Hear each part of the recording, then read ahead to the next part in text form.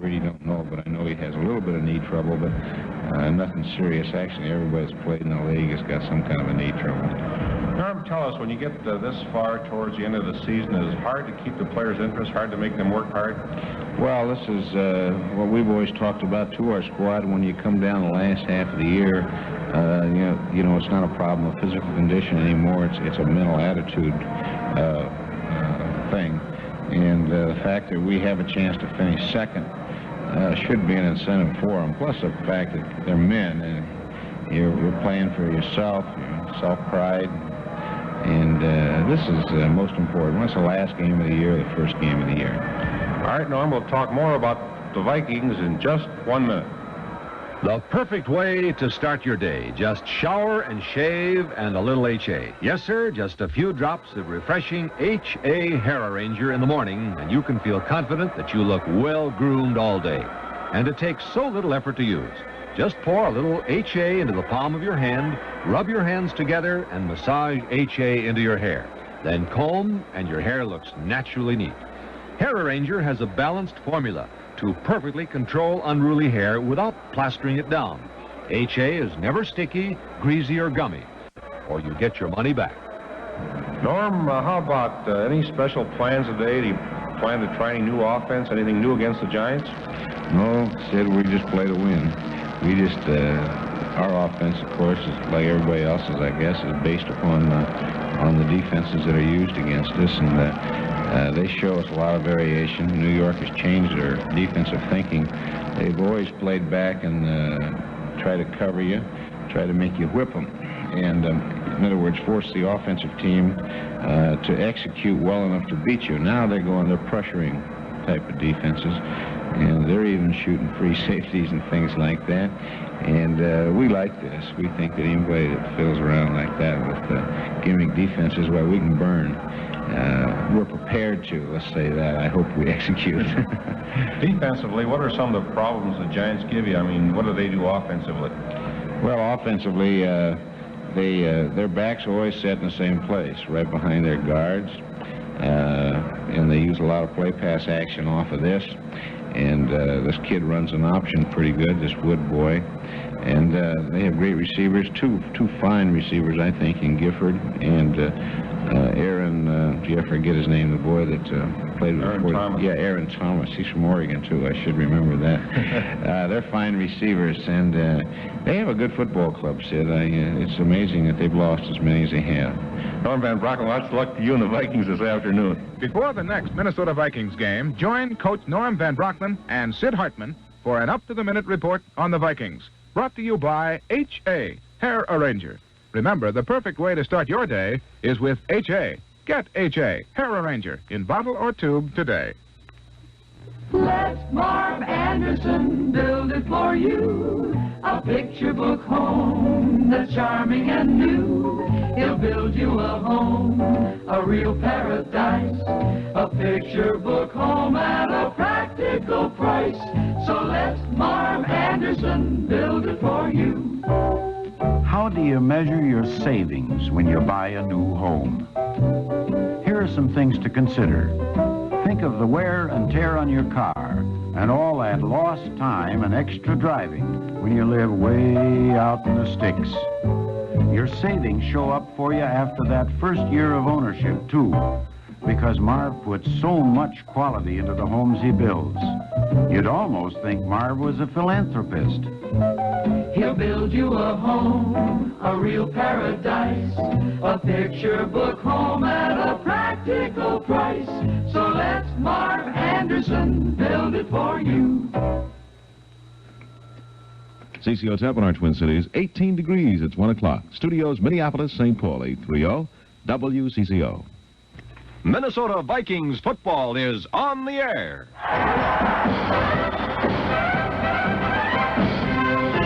The exciting play-by-play action of Minnesota Vikings football is brought to you by your neighborhood Ford dealer, who invites you to test drive the 65 Ford of your choice over the roads of your choice during the roughest time of the year. Your Ford dealer has 44 models of the most exciting and inviting cars ever built. Try Total Performance 65, best year yet to buy from your Ford dealer. Test drive the newest Fords in 15 years.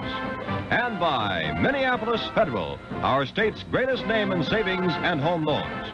Remember to make your best dividend yardage at the sign of the tree, Minneapolis Federal, where all savings earn the great dividend every 3 months. Now, with all the action and color of today's Minnesota Vikings football game, here is your play-by-play sportscaster, Ray Christensen. Good afternoon. It's a chilly day at Yankee Stadium, but it could be a lot worse. Parts of New York have had 4 to 5 inches of snow. No snow has fallen in the main part of New York City, including Yankee Stadium. 30 degrees right now. Fairly brisk wind from the northwest, and it will get stronger, up to 20 to 25 miles an hour before the game is over. Today, the Minnesota Vikings meet the New York Giants in a game they must win or tie to stay in contention for the second-place spot in the West and the runner-up bowl. Green Bay yesterday defeated Chicago 17-3. If the Vikings win or tie today, second place will not be decided until next Sunday, the final day of the regular season. If they lose, they're out of it. With the starting lineups, here is Paul Giel. Thank you, Ray, and good afternoon. For the New York Giants, at left end, Aaron Thomas, 6'3", 210 from Oregon State. Roosevelt Brown, left tackle, 6'3", 255, Morgan State. At left guard, Darrell Dess, 245, 6 feet tall, North Carolina. From the University of Minnesota, one of the best centers in the league, Greg Larson, 250, 6'3". At right guard, Bookie Bolin, 240, 6'2", the University of Mississippi. At right tackle, Frank Lasky, 265, 6'2", from Florida. Bob Crispino, right end, 6'4", 225, Mississippi. A rookie at quarterback, Gary Wood, 188, 5'11", from Cornell, playing in place of Y.A. Tittle. At left halfback, Joe Morrison, 6'1", 212, from Cincinnati. Right halfback or flanker, Frank Gifford, 6'1", 190, Southern California. And at fullback, Ernie Wheelwright, 6'3", 240, from Southern Illinois. For the Minnesota Vikings, at left end, Paul Flatley, 6'1", 185, Northwestern. Grady Alderman at left tackle, 6'2", 249, Detroit. Ken Byers is getting a chance at left guard today, a former New York Giant ball player, 6'1", 240, Cincinnati. At center, Mick Tingelhoff, 6 feet tall, 238, Nebraska. Right guard, Larry Bowie, 6'3", 245, Purdue. Right tackle, Harold Linden, 6'5", 255, Houston. Hal Betzel will be playing tight end, 230, 6'4", USC. Fran Tarkenton's the quarterback, 190, 6 feet tall, Georgia. Tommy Mason at left halfback, 196, 6'1", Tulane.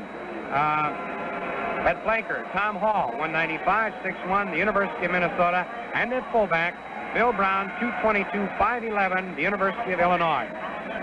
Today's Minnesota Vikings game will be getting underway in 1 minute.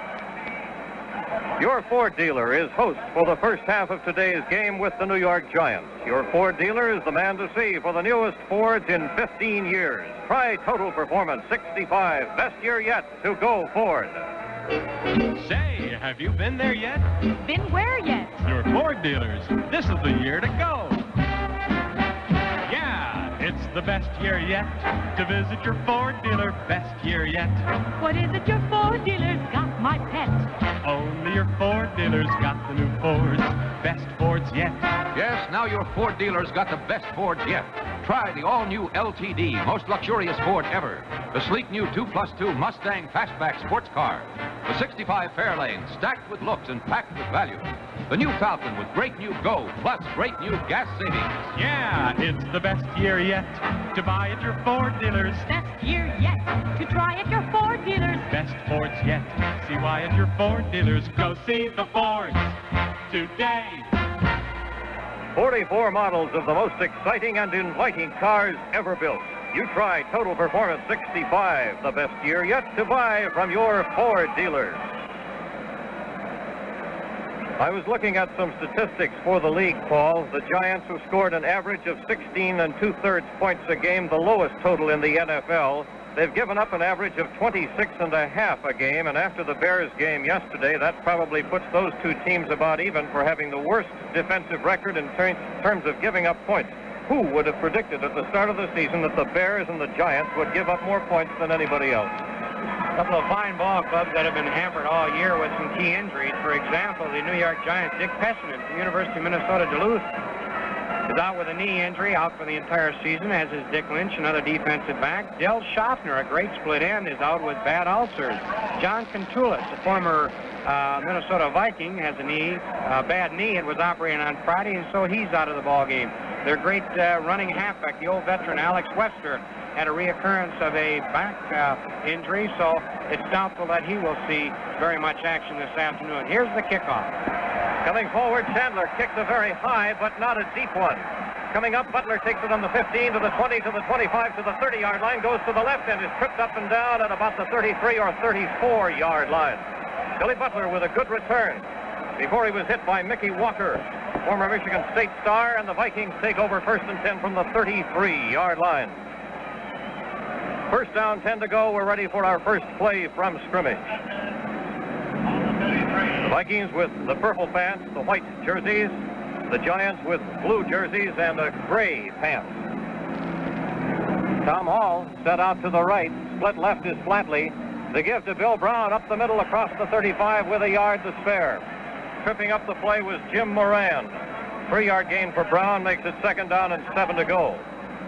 Bill Brown at this very moment needs 94 more yards rushing. He came into the game 97 yards behind the team record for rushing set last year by Tommy Mason.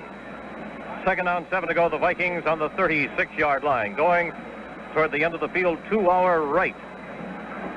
The wind somewhat across the field here at Yankee Stadium. Flatley split left, nobody else split. Strong left formation. Back to pass. Tarkenton gets some protection. Cuts it loose up the middle to Mason to the 37. Goes to the 40, to the 45, and down at the 47-yard line. Tommy Mason for a first down on a pass right up the middle. As Tarkenton with good protection waited for Mason, who checked momentarily and then broke up the middle. Out at the 47, it was a gain of 11. First down and 10 to go for the Minnesota Vikings. The first down of this ball game. Statistically, the Giants have played their opponents about even. But apparently the big play has hurt them time and again to those who have watched these games. Hall coming way wide to the right to the near sideline. Flatley is not split out at the left. 1st and 10 Vikings at their own 47. Tarkenton calling signals. Strong right formation. Gives it now to Tommy Mason, who tried to find a hole, slanting left, and slanting right rather, and at the most will have a 1-yard gain. It may not even be that. The ball was just short of the 47. Right now it's on the 47. Call it no gain. 2nd down and 10 to go. Andy Cinchula made the tackle. The Giants are playing basically almost a 6-man line at times here now, with 2 linebackers and 3 deep defensive backs. Evidently, Fran will have to go to the air soon to loosen them up. Bill Brown goes out as a slot back to the right side as the Hall is farther out, and there was an offsides on the play. Fran Tarkenton is smeared because of the offsides. We'll see which way it went now. The whistle had blown before the play began, so there will have to be a penalty one way or the other. The left side of the Giants line was way offside. Now, if that's the way they're going to walk, that will be the reason for it. Yes, and it was one man from the left side. Jim Catkavage, as a matter of fact, had made the tackle. So that's a 5-yard penalty, and it gives the Vikings 2nd down and 5 to go from the 48-yard line of the Giants. The official gave the Vikings just about 6 yards on that walk-off, so that was a good long one. We'll set that defensive lineup of the Giants for you in just a minute. 2nd down, 5 to go, a short 5. Hall splits to the right. This time the slot back is not in there, with both Brown and Mason behind the quarterback. Tarkenton calling signals, is back to pass in the pocket. The rush is on. He steps inside it, sets himself, fires it. He hits Flatley at the 40-yard line. Falls, sidestep, tries to move ahead, does to the 35 and down to the 32-yard line before he is brought down. Some good moves by Flatley as he played cat and mouse there for a while before he was tackled. Jerry Hillebrand made the stop from his linebacker spot, finally catching up with Paul after being faked out back at the 40-yard line. The ball is put down at the 33. It is a first down on a pass completion gain of 15 yards. So both of the Vikings' first downs have come through the air. The first on a pass to Mason, this one on a pass to Paul Flatley. This time one man was through, Robustelli, but once Tarkenton had stepped inside him, he had some time to spot his receiver. Vikings set to go in opposing territory with the first down on the 33. The fake gift to Brown, back to pass. Setting is Tarkenton. Now he starts to scramble. He'll run the 35, trying to cut back, goes to the left side, and now has run to go, going toward that far sideline, comes back a ways and is rushed out of bounds at the 28-yard line.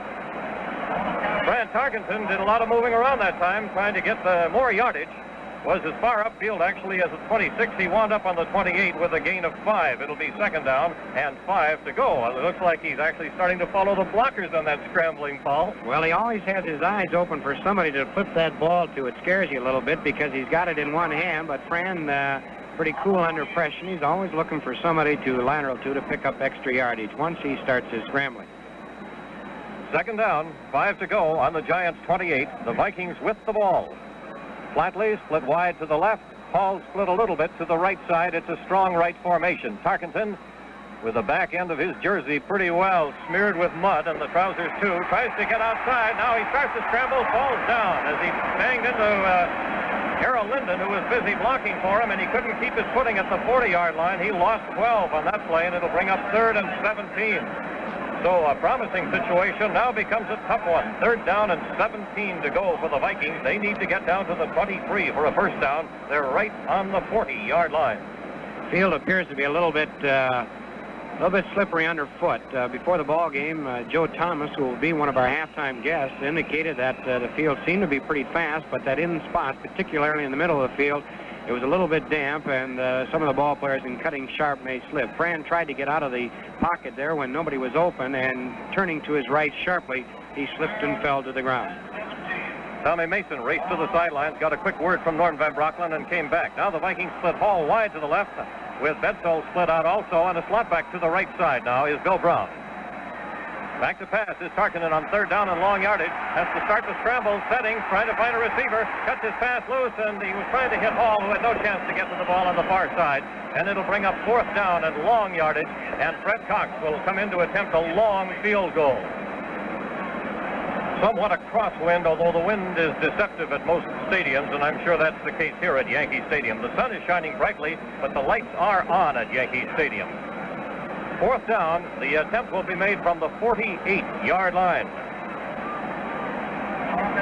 Fred Cox claps his field goal, his hands now as he sizes up the field goal. It's pretty much straight up the middle, but it's a long way out, 48 yards. Waiting for the snap back to Tarkenton. There it goes. There's the kick. Spinning, it looks like it will be a little short. It is. It's caught on the goal line. Coming out is Clarence Giles, the 15, the 20-yard line, and then a slam down at the 23-yard line. John Campbell, one of 3 men who hit him. The field goal attempt was short. It was caught right underneath the crossbar on the goal line by Childs. He was the one who ran back a kickoff 108 yards. In the preseason game at Metropolitan Stadium, the one that the Vikings won 21-7. So it's 1st and 10 from their own 22-yard line. The Giants set to go. Gary Wood gives it off, and there's a fumble on the play as Wheelwright couldn't hold it. Let's see who got the ball. Morrison recovered the ball. On the 24-yard line, a gain of 2. It'll bring up 2nd down and 8 to go. Morrison fumbling but recovering for the Giants, who waste no time in that huddle.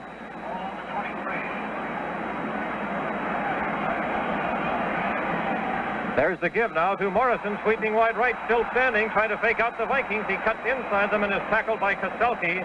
As Rose and Kaselke both put on the pressure, Marshall also helped with the stop. It was a loss on the play of 2 yards, puts it back to the original line of scrimmage, and brings up 3rd down and 10 to go from the 22. For the Vikings, Carl Eller and Jim Marshall are the ends. Jim Prustel and Paul Dixon are at the defensive tackles. Roy Winston, Rip Hawkins, and Bill Swain are the linebackers. George Rose, Ed Schrockman, Carl Kaselke, and Larry Vargo, the deep defensive backs. Flanker Gifford to the right. Thomas split to the left, back to pass. Wood cuts it loose, and he overshoots. The tight end coming across from right to left. Incomplete. Intended for Bob Crespino. It'll bring up 4th down and 10 to go. And one of the fine kickers of the NFL, Don Chandler, will be coming in to do just that. The line of scrimmage is the 22-yard line. Vikings putting on good pressure defensively on all of these plays. The first 3 for the Giants. The deep men for the Vikings are Mason and Butler, standing back at the 35-yard line of the Vikings. Standing on his 2-yard line is Chandler. Gets the snap. Puts his toe to it, a high spiral, and a good one. Backing up, Butler takes it at the 30-yard line. Comes forward to the 35. Skips his way for 3 more yards, and that's all. Billy Butler returning it from the 30 out to the 38-yard line. It'll be 1st and 10 for the Vikings. The last time they got the ball, they moved to 2 first downs and were stopped. And now the Giants have a man hurt. There will be a timeout on the field for the injured player. Timeout with the score. The Minnesota Vikings nothing, the New York Giants nothing.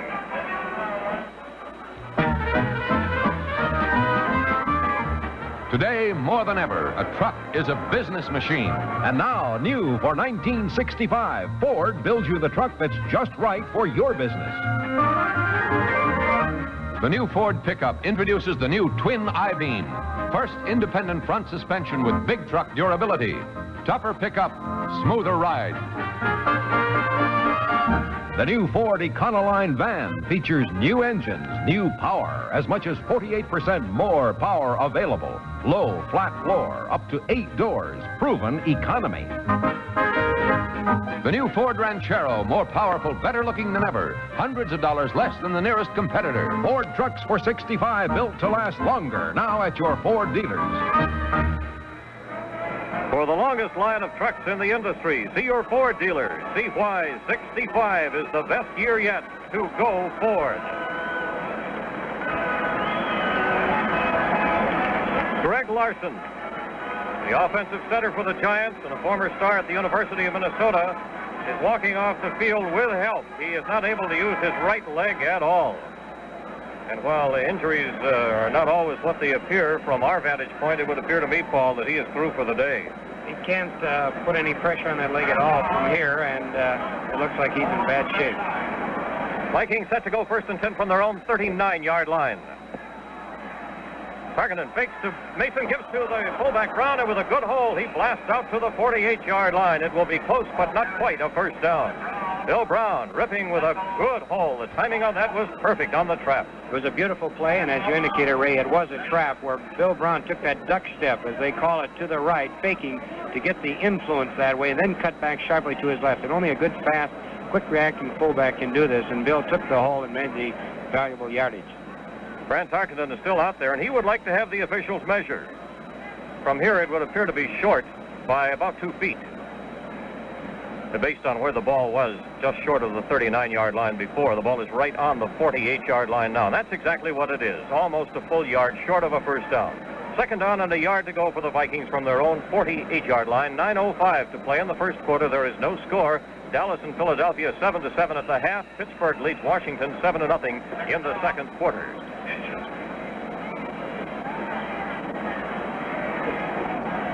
Strong right formation. The give to Bill Brown. He blasts ahead for the first down. Driven sideways at the 50-yard line, but he got the first down beyond a doubt. The official signals it that way. We'll see if the ball is placed on the 50. Just about. 2-yard gain. Bill Brown, first down for the Vikings on the midfield stripe. Their 3rd first down. The Giants failed to get a first down the first time they had the ball. He ran over left tackle Grady Alderman, the only ball player on the original 36-man roster from back in 1961. Tom Hall split wide to the right, Flatley just a step or two to the left on a strong right formation. The fake to the fullback, back to pass. Tarkenton finds his man, cuts it loose, and he drops the ball. It is ruled an incomplete pass. Flatley, or rather Bedsole, had it, and as he was hit, he dropped it. He had momentary possession, and the fans are protesting that he did catch it, and the ball was recovered by the Giants. It is ruled incomplete. It'll bring up 2nd down and 10 to go. Well thrown. Very well thrown, and when it hits Hal Bedsole, it seemed to be bobbling around in his chest a little bit. He never really had his hands firmly on it, and consequently the officials called it an incompleted pass. Bedsole is big enough, so if the going is crowded, if the quarterback can get that ball up there, he'll get it, and that was the case, although he did not hold on to it this time, but the ball was perfectly thrown for this situation. 2nd and 10, Tarkenton is 2 for 4 on passes. Vikings on the 50-yard line, no score in our game, midway first quarter. There's the pitch out to Bill Brown on a ride. White, the sweep comes to the 50 and then is dragged down by Bill Slavey from behind, so he only wound up with a 2-yard gain. The play was set up for more as Alderman and Linden were out ahead for the blocking, and they were really moving too. But it's a 2-yard gain on the pitch out. Bill Brown running it to the 48 where it's 3rd down and 8 to go. Long yardage on 3rd down. Larry Bowie, veteran right guard, did a fine job also on that play leading. Webb came up, or Andy Nelson rather, a defensive back, and he took him out of the play, and Bill Brown was able to get around for a couple of more yards. Flatley split to the left, Tom Hall to the right on a strong right formation. Tarkenton under center. Needs 8 yards or more on this one. He's back to pass. Robistelli comes at him, but he cuts it loose, and it is incomplete off the hand of Paul Flatley. Patton, had he been able to stand up, would have been able to intercept that deflected off pass off Flatley's fingertips, but he had already gone to one knee, and he couldn't get himself up in time. The Vikings have the ball on the 48-yard line. It's out of field goal range this time, and Bobby Walden has come in to punt the ball. It's 4th down and 8 to go on the 48 of the Giants. Most of the field in shadow. The left near corner, as we look down, is still in sunshine. Kostelke goes out, Byers come in as the Vikings get the right 11 men on the field for the punt attempt, the first of the day, by Bobby Walden, who is now 1/10 of a yard behind Yale Larry of Detroit as those two battle for the leadership of the division. 7:29, time remaining. It's an official's timeout. Timeout on the field with the score, the Vikings nothing and the Giants nothing. Like to dance? Try the twist. Like to drive? Try Total Performance 65 at your Ford dealers. It's the best year yet to see the man, your Ford dealer. It's the best year to pay him a call. You'll have a ball when you see all those new Fords. The best is here and all under one roof, your Ford dealers. The all-new 65 Ford LTD, most luxurious Ford ever built. The cool, exciting 65 Mustang 2+2 Fastback. The new Fairlane, most car a budget can buy. And the savingest Falcon yet. It's the best year yet. Go see the man, your Ford dealer.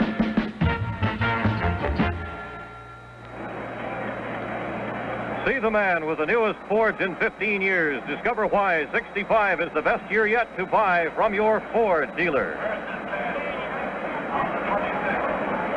Walden's punt off the side of his foot went out of bounds on the 26-yard line, and from that point it'll be 1st down and 10 to go. Just a 22-yard punt. Rolling out to the right on a bootleg is Wood. Now he cuts his pass loose, and it is dropped. He threw it like a bullet, a little bit low, and Crespino was unable to hang on to it. The latest word on Greg Larson is that he injured his right knee. And Mickey Walker, defensive specialist on going down under the punt. A real hard hitter for Michigan State is playing offensive center right now in place of Larson.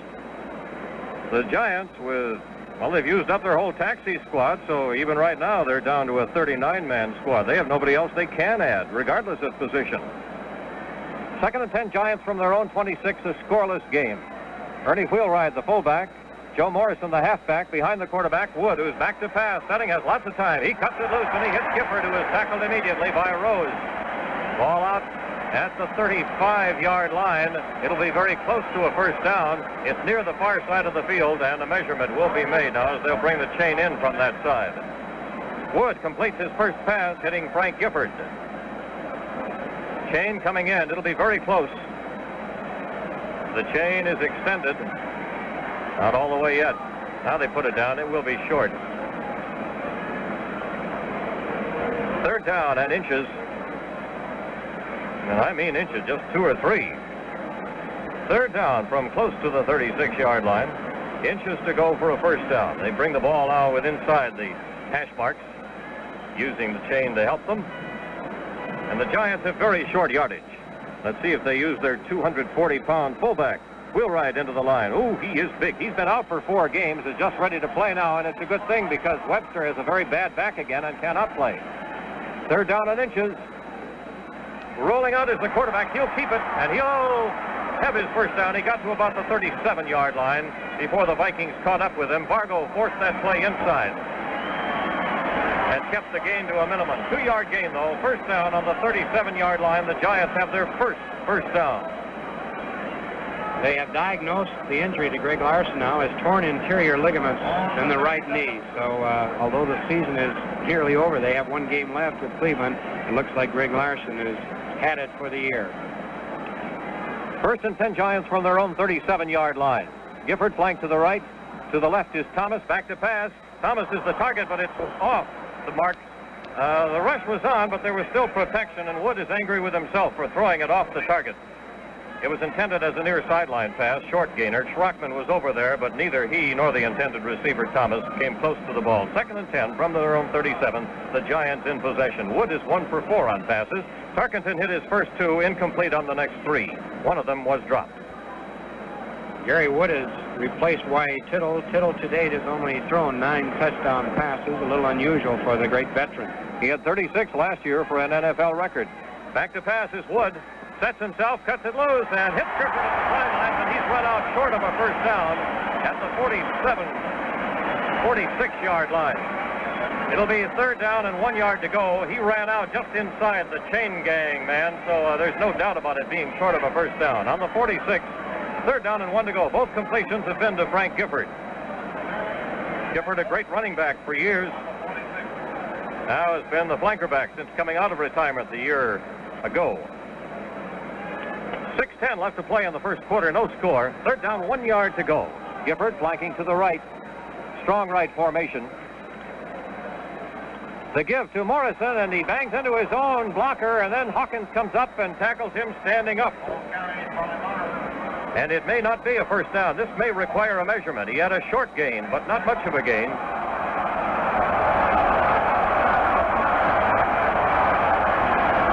They are not going to measure, and the fans are protesting because the punting unit is coming in. The fans always like to see the team go for that first down, no matter what the situation. You ever heard a crowd who said, go ahead and kick the ball? No, sir, but I guess they fail to realize that if you turn the ball over to the Vikings here, they could easily, not easily, but very readily perhaps go in for a touchdown or a field goal. Thanks to Rip Hawkins, a punt coming up. Chandler waiting for the snap. He gets it. Gets his kick away very high. Waiting for it is Mason. Takes it on his 9-yard line. Comes out to the 12, to the 15, comes to the 20, to the 25 as he really drives hard. Goes all the way to the 27, the 32-yard line before he is tackled. Tommy Mason turned it on before Lane Howell made the tackle with the help of Andy Stinchula. First down, 10 to go for the Vikings. A return from the 9 out to the 31 or 32. Now the ball is placed where we can see it on the 31-yard line. First down, 10 to go. The Vikings have started from somewhere in the 30s each time. Their own 33, their own 39. Now the 31. They have gotten into opposing territory, but have not been able to score. One field goal attempt from the 48 was short. Hall split right, flatly left on a strong right formation. The give to Mason, straight ahead for 4 or 5 yards. Knocked sideways at the 35-yard line. The tackle was by a defensive halfback. Coming up was Jim Patton. 2nd down and 6 from the 35. Vikings are trying to run those inside slants and traps up the middle because the Giants so often are going into almost a 6-man line with no middle linebacker, so they can spring Tommy Mason or Bill Brown up the middle. They're going to pick up yardage at least until they run into a deep defensive back. 2nd down. Hall split to the right. Flatley is not split on the left side on a strong right formation, of course. There's the give as there's a flag, and Bill Brown keeps his feet after being hit at the 38, goes to the 40, to the 50-yard line. Slavey trying to get him. He goes to the 40, the 30, and he is wrestled out of bounds inside the 20-yard line. Now we'll see what the flag was. Now, I saw motion on the part of a Giant lineman, but that doesn't mean that's what the penalty was. Yes, it was an offsides, apparently, against the Giants. So, the play is complete for the Vikings. Bill Brown on a quick opener, and he really took off after being checked at the 38-yard line, which would have been a 3-yard gain. He kept right on going. And the ball is placed at the 13-yard line where it'll be first, or the 18-yard line where it'll be 1st and 10 to go. That's a good example of that old terminology in baseball, run out the ball, because you never know what's going to happen. Here, Bill Brown was almost knocked off his feet, and on that side of the field, he may have seen the flag. But he kept on going, and the Vikings are in real good shape right now. 47-yard gain by Bill Brown. Vikings set to go from the 18-yard line. Tarkenton was slot back right. Bill Brown is back to pass. He's looking, throws the quick flare pass out to Mason. Starts upfield, goes to the 20, to the 15, still standing, bangs hard. 2 men hit him solidly, and there is a roughing penalty called because of it. Mason was knocked down at the 14-yard line. He was hit hardest by Moran, but somebody else was involved too. That was Andy Nelson. And if the penalty is against the Giants, it would move the ball down to about the 7-yard line, half the distance.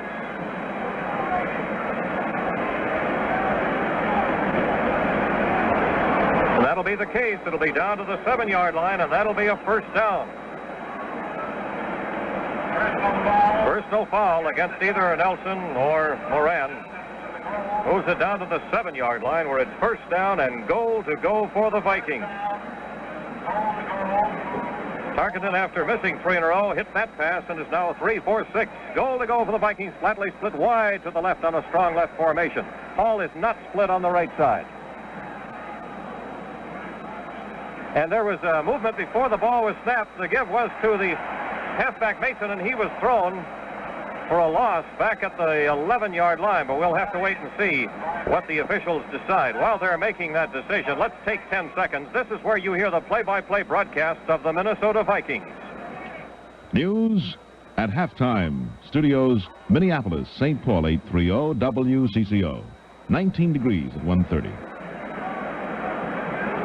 It's a 4-yard loss for the Vikings on the play. Second down, goal to go from the 11-yard line. Flatley split wide to the left, and Hall even wider still to the right, with Bedsole split out a little bit on that right side. Back to pass, and looking as Tarkenton sets. He has Hall and overshoots in the end zone as he had Flatley. And Bedsole clear in the middle and Hall out to the right. But he overshot them with the pressure coming on him, and it's incomplete and brings up third down on the 11 to go. To my eye, Paul, all 3 potential receivers were open on that one, but the rush was too much for Fran, and he had to cut it loose more quickly than he wanted to.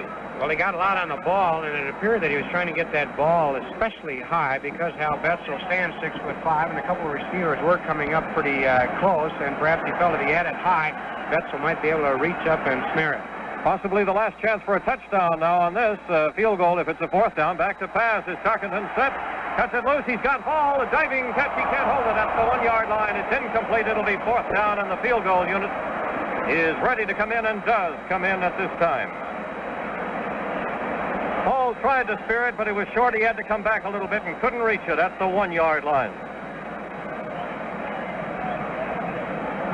Fred Cox now from close range will attempt a field goal. Earlier, Fred had to boot one from the 48-yard line.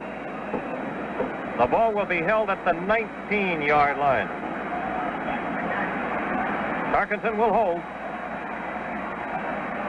Singlehoff snaps it back. Fran puts it down. There's the kick. Right through the middle. The Vikings take a 3-0 lead with 3 minutes, 11 seconds to play in the first quarter. Minnesota goes out in front on a field goal by Fred Cox. Fred is now 17 for 28 on field goals this year. And shortly he'll be kicking off as we're approaching the end of the first quarter. The Vikings have 5 first downs. The New York Giants have just 1. As their only weapon to advance the ball thus far has been the pass to the flanker Frank Gifford. That has been good for about 9.5 yards both times. One of the most effective patterns, and yet one of the most difficult to throw for a quarterback, is that pass play that the Vikings tried for the touchdown there on 3rd down. Fran Tarkenton to Tom Hall. Tom was playing flanker, split way out to his right. He went down about to the goal line and then cut perfectly parallel with the goal line towards the sideline. And by the time Fran threw the ball, it makes it a long throw, probably about 30 yards. And Fran tried to get a lot on the ball. It just didn't quite carry far enough, and Tom Hall, diving to catch the ball, didn't have a chance. And, of course, they had to settle for the field goal. In the first quarter, Cleveland has a field goal and leads St. Louis in that all-important game for the Eastern Division Championship. 3-0 Cleveland in the first quarter at St. Louis. Dallas at Philadelphia, Pittsburgh at Washington, both 7-7. The game at Philadelphia is at halftime. The other one is near the end of the first half. There's the kickoff by Cox. Childs waiting for it. Takes it right at the goal line as he bangs into the upright in catching it. Comes out to the 20. Still racing. He's in the open. And he's going to outrun everybody. He's to the 40, the 30, the 20. He's all the way. A touchdown as he repeats what he did at Metropolitan Stadium.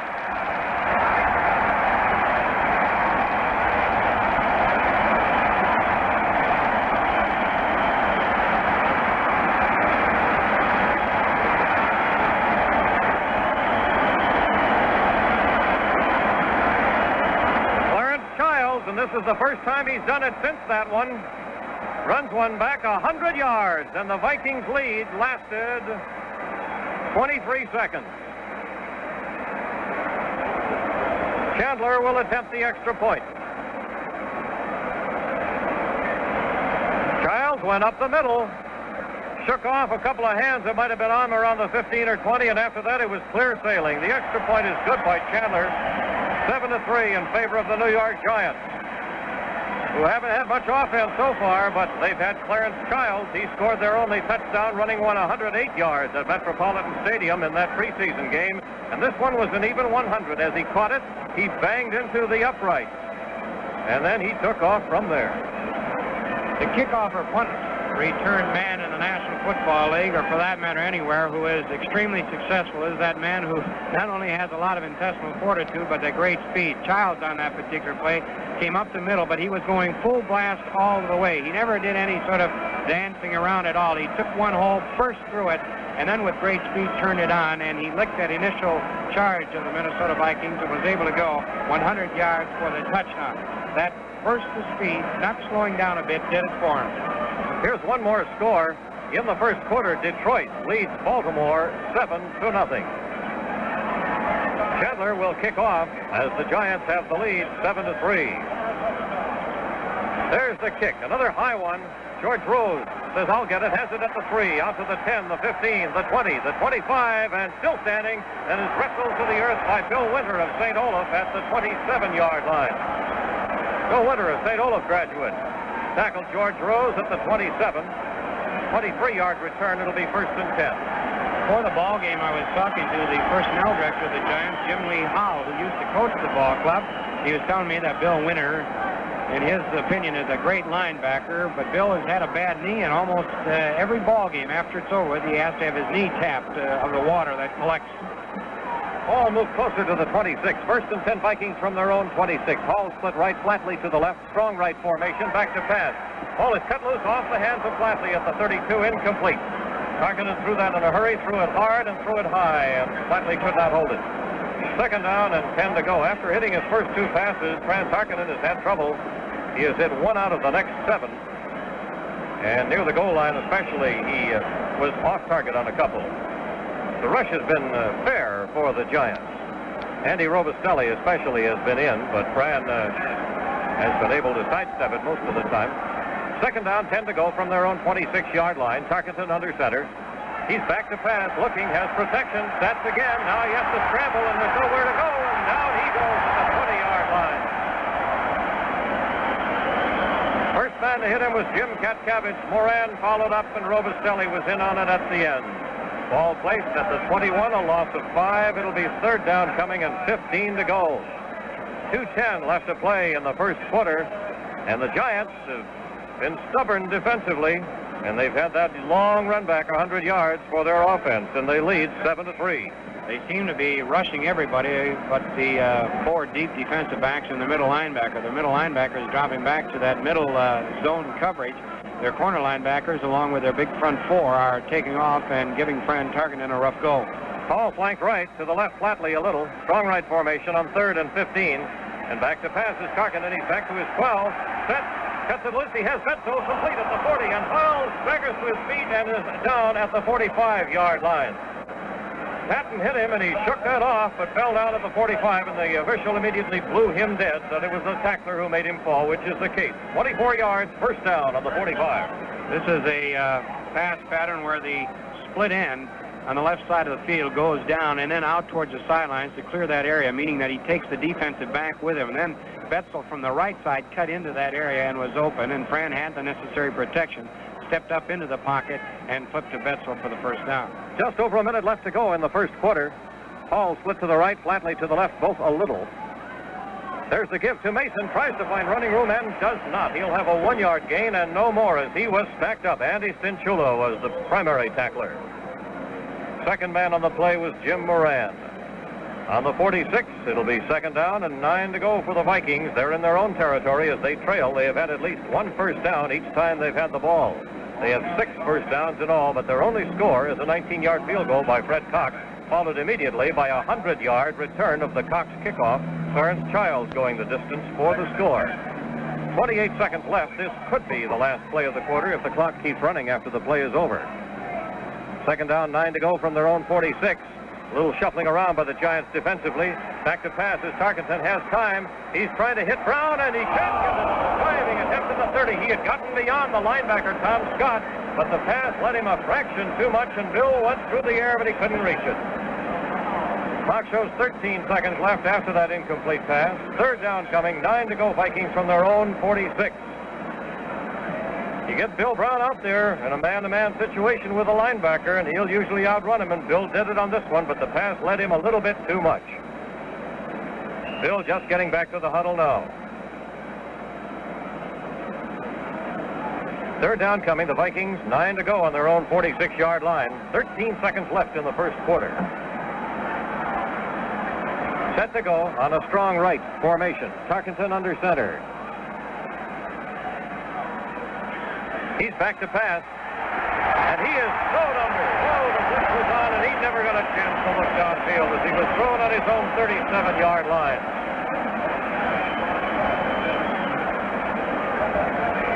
From the 37, a loss of 9 makes it 4th down and 18 to go for a first down. Clock shows 8 seconds left in the quarter, but it'll start to tick now, and I don't know if the Vikings will get the punt off before time runs out. It does not appear that they will. That's the end of the first quarter with the score. The New York Giants 7, the Minnesota Vikings 3.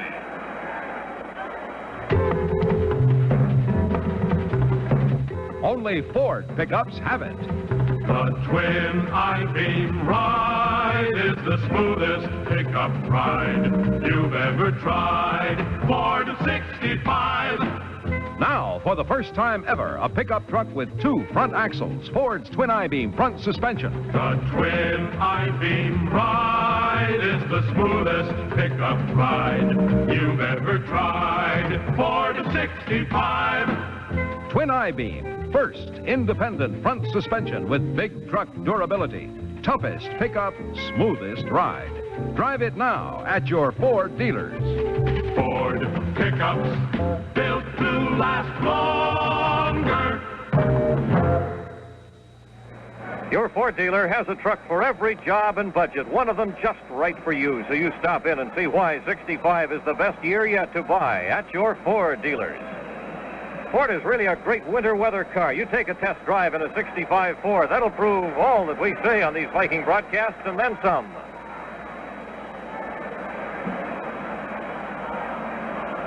There's the punt by Walden going past the 20 on the roll. It'll be dead inside the 15 at the 14-yard line. A good punt by Bobby Walden to start the second quarter. Goes all the way down to the New York Giants 14-yard line. That one was 49 yards from the line of scrimmage with no return.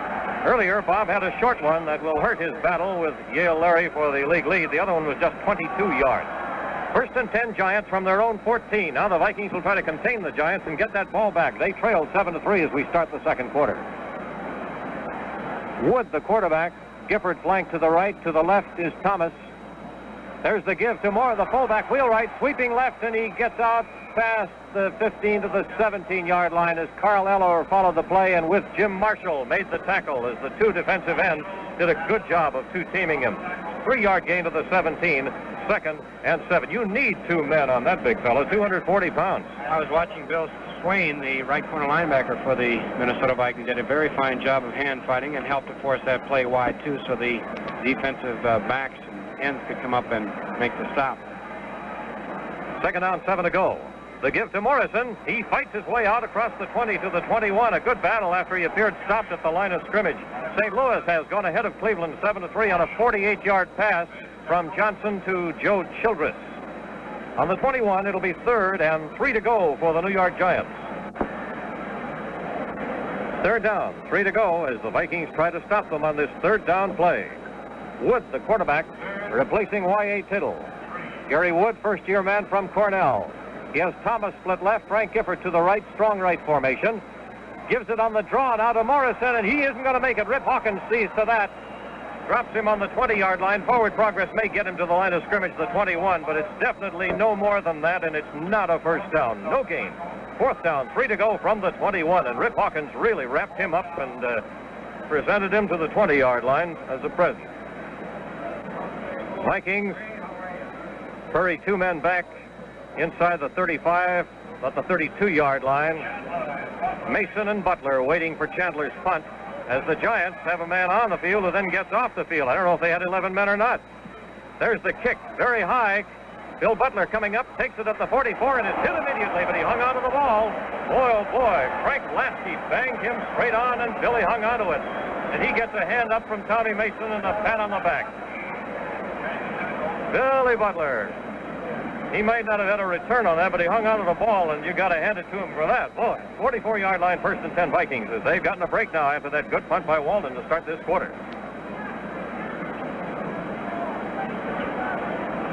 That was 35 yards, the punt by Chandler. Vikings set to go. Hall split to the right, to the left, Flatley. Strong left formation. Big pitch out, then a counter to Tommy Mason. Gets that hole, feet forward across the 50 to the 47-yard line. He'll be a yard short of a first down. The trap play working beautifully before the linebacker Hillebrand made the tackle. From the 47-yard line of the Giants, the Vikings have it 2nd down and 1 to go after a 9-yard gain by Mason. Mason and Brown both piling up some yardage on the ground today. And then Bill Brown has that one long gain of 47 yards rushing. Split to the left, Flatley. Hall is tight on the right side. Strong left formation, of course.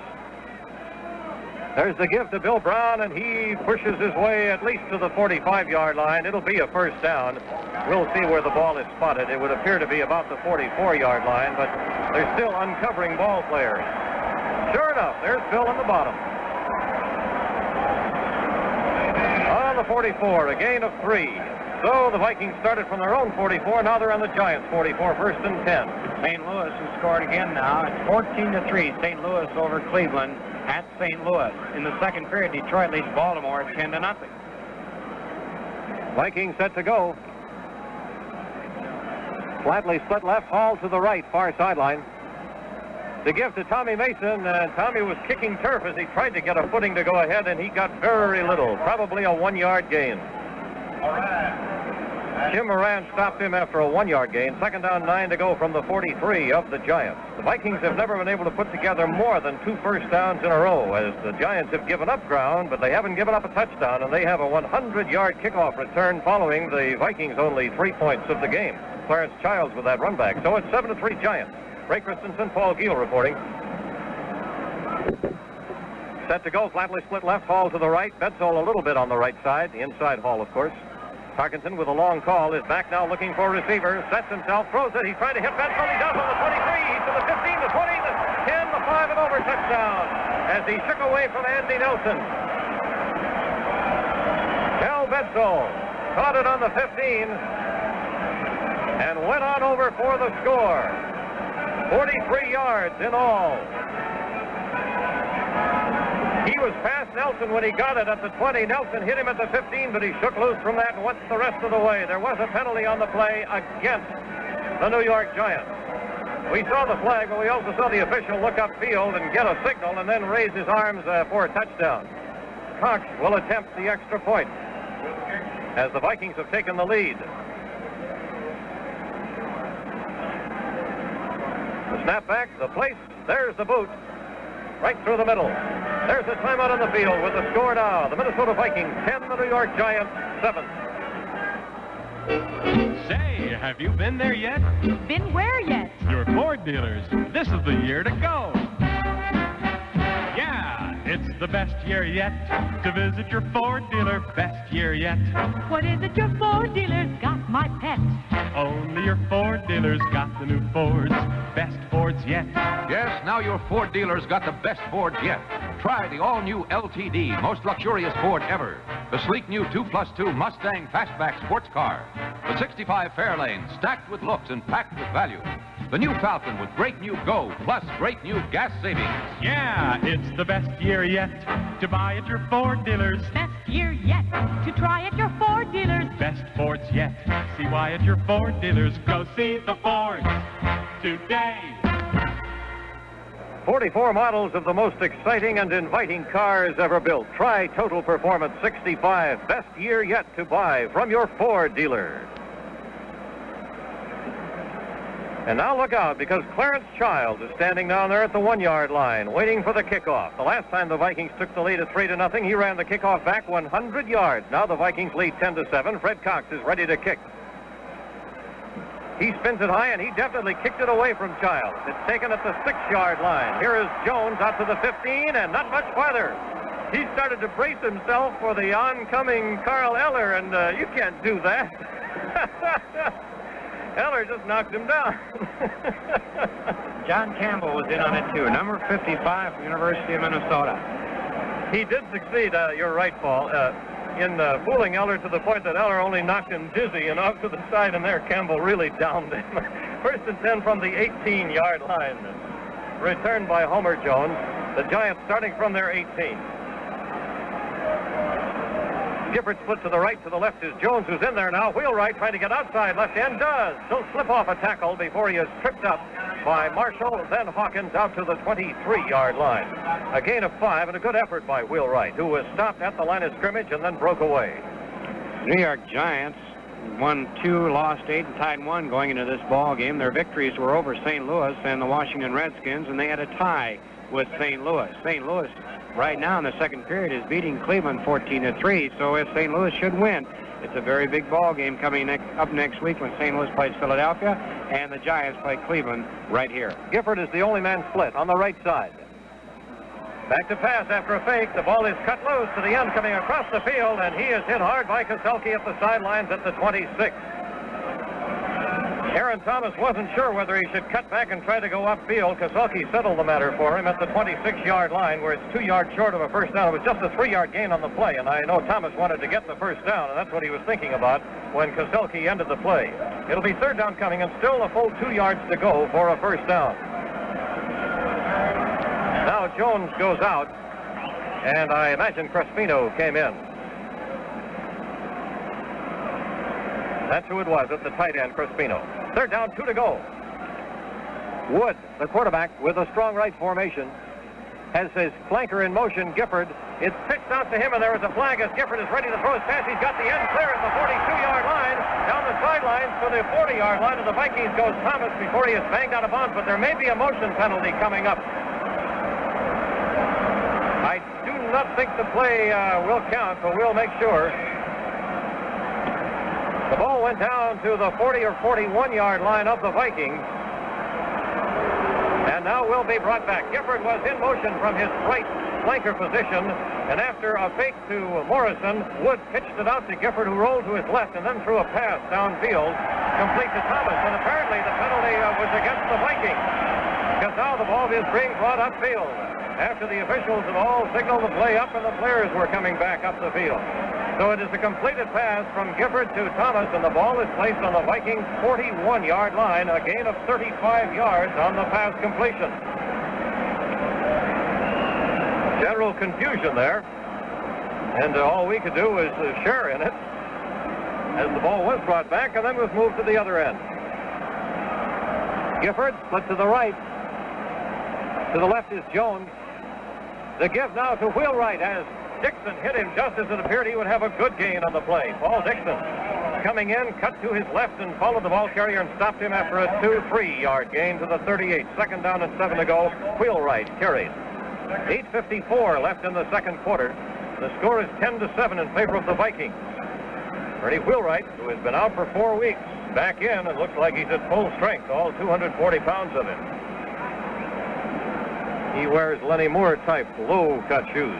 Back to pass in the pocket is Wood. Now he tries to scramble, and Carl Eller gets him, and the ball pops loose, and Carl falls on it. Carl Eller hits the passer, the ball popped loose, and Carl made the recovery, and it's the Vikings' ball on the 43-yard line. That was an Eller play all the way.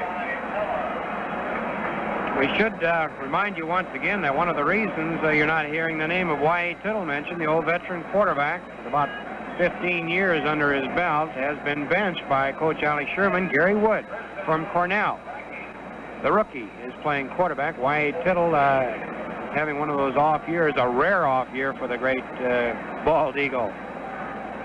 Vikings set to go. Flatley split to the left. Inside him is Bedsole with Hall split right. Back to pass in the pocket is Tarkinen setting. Now he cuts it loose. He's trying to hit Flatley at the 25. He reaches up and gets it on the 20. Goes to the 10 and is down at the 8-yard line as he carried Webb with him. Beautiful catch. Perfectly thrown. And he dropped it right into his arms. And Flatley, with the lead, was able to carry it to the 8-yard line where it'll be first and goal to go. A gain of 49 yards on that play. Beautiful pass. Couldn't have been thrown any better, and Paul Flatley caught it, the picture catch over his shoulder on the dead run. The thumbs inward, as they say the pros should catch that ball. A beautiful pass play carrying 49 yards to the New York Giant 9-yard line, where it's 1st and goal to go for the Vikings. Officially 48 now because they moved it back to the 9, Paul. There's a timeout on the field with the score. The Minnesota Vikings 10, the New York Giants 7. Like to dance? Try the twist. Like to drive? Try Total Performance 65 at your Ford dealers. It's the best year yet to see the man, your Ford dealer. It's the best year to pay him a call. You'll have a ball when you see all those new Fords. The best is here and all under one roof, your Ford dealers. The all-new 65 Ford LTD, most luxurious Ford ever built. The cool, exciting 65 Mustang 2+2 Fastback. The new Fairlane, most car a budget can buy. And the savingest Falcon yet. It's the best year yet. Go see the man, your Ford dealer. See the man with the newest Fords in 15 years. Discover why 65 is the best year yet to buy from your Ford dealer.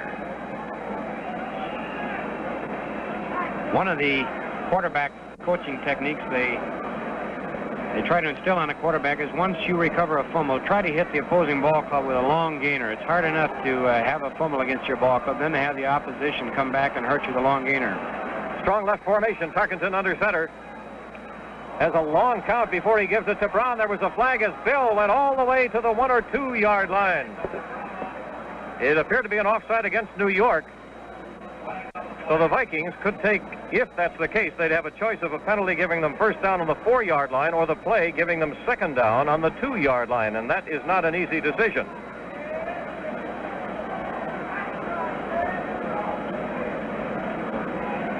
Brand is still trying to figure it out, and boy, I'm glad I don't have to make this choice. They're going to take the play.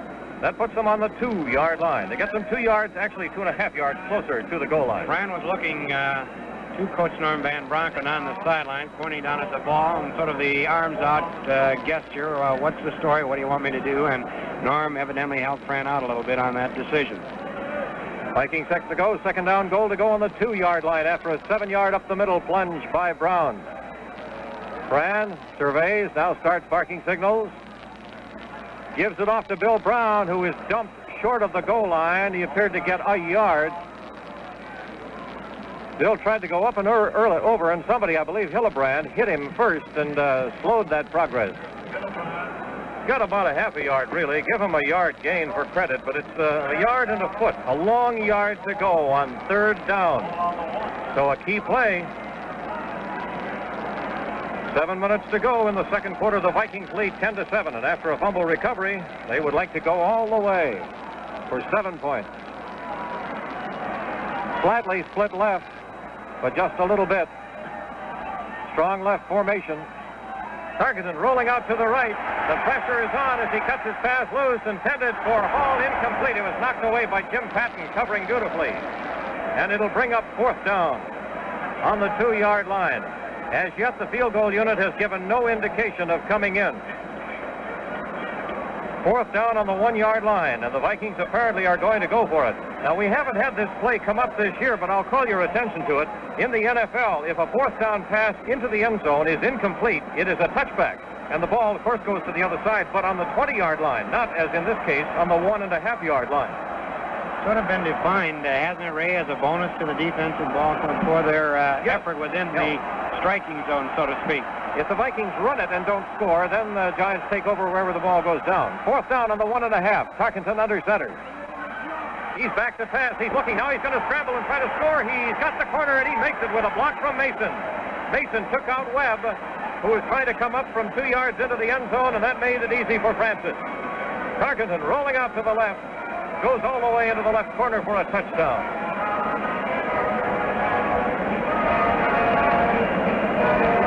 So Tarkenton, who threw his 20th touchdown pass not too long ago, his own record is 22, now has scored on the ground, and Fred Cox will attempt the extra point. Tarkenton will hold. The snap, the place, and the kick. It's good. There's a timeout on the field with the score. The Minnesota Vikings 17, the New York Giants 7.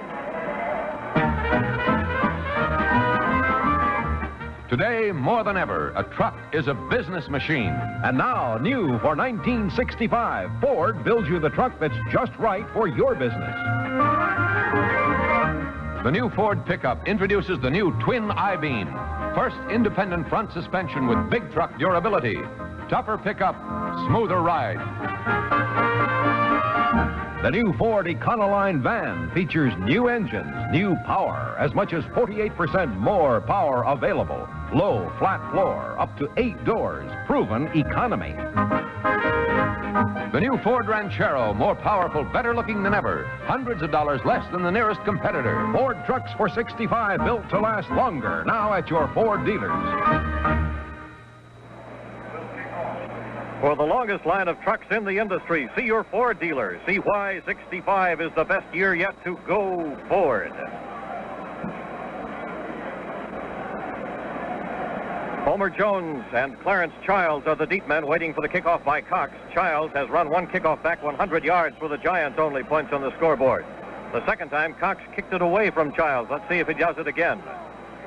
That one was pretty much up the middle, and Childs is waiting for it. He takes it at the 5, comes to the 10, to the near sideline, and he is hit by the first man down, Carl Eller, and down he goes on the 15-yard line. Carl Eller, who refused to go for the fake, and then when the man did break to the sideline, he broke right with him and made the tackle. Beautiful. That's the tip-off on the tremendous agility of the Vikings' #1 draft choice. The guy, 255 pounds, 6'5", the size of Carl Eller, to stay with a halfback coming at you. He knows what he's going to do, and Eller didn't take the fake at all and made a beautiful stop. We'll have a station break after this first play by the Giants. They're lining up now with Gifford flanked to the right on a strong right formation. Homer Jones split a little to the left. Back to pass is Wood. The rush is on, and he cuts it loose, and Wheelwright gets it at the 8. And Dixon misses him at the 15, and he comes out farther before Hawkins knocked him off balance, and then Throckton decked him out past the 20 to close to the 23-yard line. But the official is calling the play back. And there's a little discussion. There's a flag on the field. While we find out what it is, let's take 10 seconds. This is where you hear the play-by-play broadcasts of the Minnesota Vikings. Sports fans, tonight, the Los Angeles Lakers and the Philadelphia 76ers, game time 8 o'clock. Studios, Minneapolis, St. Paul, 830 WCCO. The penalty is against the Giants. That nullifies an approximate 8-yard gain and moves the ball back to the 6-yard line. It apparently was a holding penalty against the Giants. That puts it back to the 6, where it's first down and 19 to go. Darrell Dess, the guard from New York, was pulling out, and Paul Dixon, the defensive tackle for the Vikings, was trying to get at the ball carrier Wheelwright, and it looked like Dess was holding him up.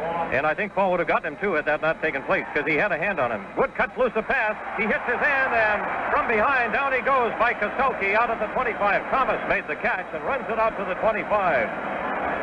That'll be very close to a first down. It is not close enough. It'll be less than a foot to go. The gain on the play was 19 yards. Fine pass by Wood, who had a good rush on him at the 2-yard line when he cut it loose.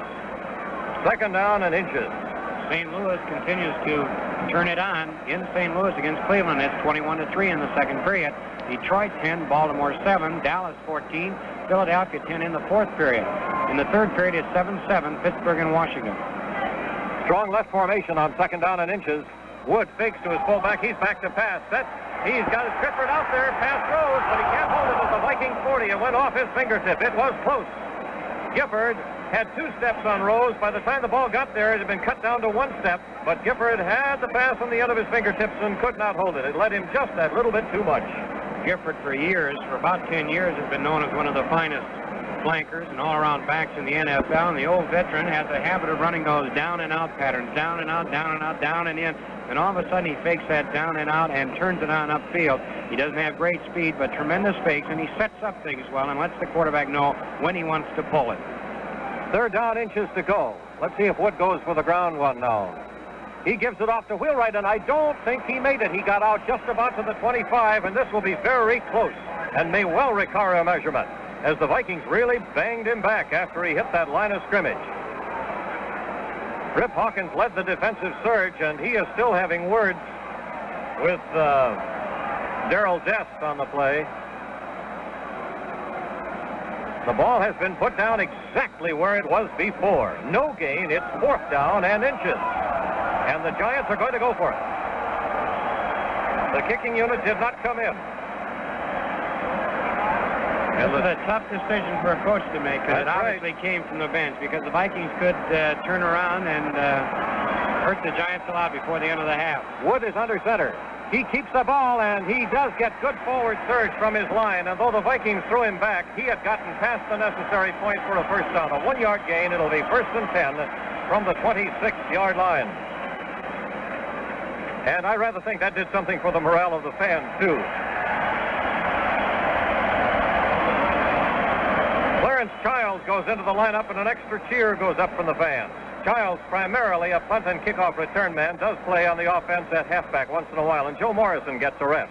Joe, a jack of all trades, has been a flanker, a spread end, a fullback, and a halfback so far this year. Today he's playing at halfback.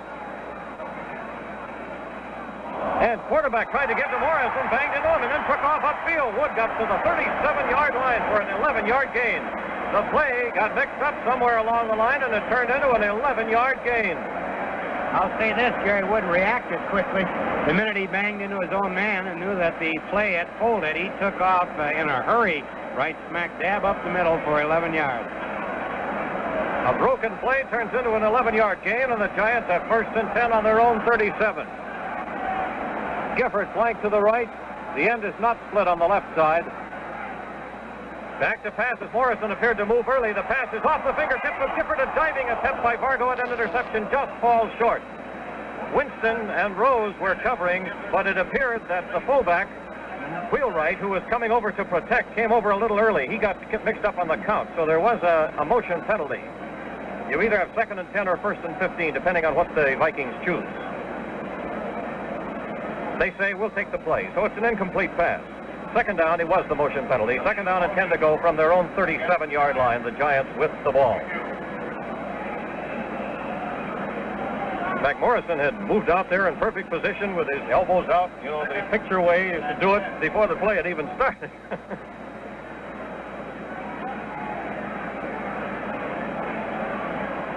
Gifford is split to the right, no other flanker. Back to pass is Wood. He's looking. He cuts it loose up the middle, and it is incomplete. It was intended for Thomas, as Koselke, who has to give away 4 inches with Thomas, tried to go up with him, and Thomas got it off the end of the hand and knocked it away incomplete. 3rd down, 10 to go, Giants from their own 37. The Vikings have a lead of 17-7. 21-3, St. Louis leads Cleveland in the 2nd quarter. Detroit leads Baltimore 10-7 in the 2nd quarter. Dallas over Philadelphia 14-10. It's now into the 4th quarter, and Pittsburgh and Washington 7-7 in the 3rd quarter. Joe Thomas, the talent scout of the Minnesota Vikings, will be on at halftime. We'll talk about some of the draft choices, some they signed and some they got away. 3rd and 10. Key play for the Giants. Back to pass. Wood cuts it loose, and he hits Thomas, and he goes across the 50 to the 49 as the ball was stolen, but or attempted to be stolen. It was not good as Bartlett tried to do that. Winston, one of the men in that area, fell down trying to cover it and gave Thomas an extra break. The ball is down on the Vikings' 48-yard line. Total gain 15 yards. 1st and 10. The Giants' hope still alive with less than 3 minutes to go in the first half, which is, of course, plenty of time on a touchdown drive. From the Vikings' 48, 1st and 10 for the Giants. Wood, the quarterback, is back to pass. The rush is on, but the block keeps him going, and the pass is hit to Jones, and Blackman's tackle prevents a touchdown at the 25-yard line. Jones going out and slanting up the middle on a post pattern, grabbed it off. The Giants now stop the clock with 2:33 to go. Beautifully thrown pass. Total gain to the 25 was 23 yards, and had Schrockman not made that sure tackle on Jones, he would have gone all the way easily. The fine pass, as you indicated, Ray, because Schrockman was only licked by about a half a step by Jones, and he did have his hand right out in front trying to deflect the ball. It went through, and Jones came up with a fine catch, and then Schrockman the stop. This Gary Wood, the rookie quarterback from Cornell, shows me a lot. He's a small guy. He's only about 5'11", but 188 pounds, built a lot like Fran Tarkenton, a few pounds less in weight. but he seems to be bouncing around in that huddle, running over to the sidelines, checking on things constantly, showing a lot of confidence in this, his first year in the National Football League. The Giants, incidentally, have only one more timeout. At the moment, though, there doesn't seem to be a real problem because they're all the way to the Vikings 25 with 2 minutes and 33 seconds to play. They still have one more timeout with which to stop the clock. The score 17-7. The elevated railroad goes by, as it does from time to time here at Yankee Stadium. The lights are turned on, the sunshine is out, and the skies have gotten progressively clearer, but with the stadium completely in the shadows now as the high part of the stands to our right, the parts that are most filled for baseball games, pretty well block out that sun in the west. Set to go are the Giants from the Vikings 25. Back to pass is Wood. He's looking. Marshall trying to catch up with him, and he gets out of their fingertips, comes forward to the 20-yard line, and still going almost to the 10 before he is goal down.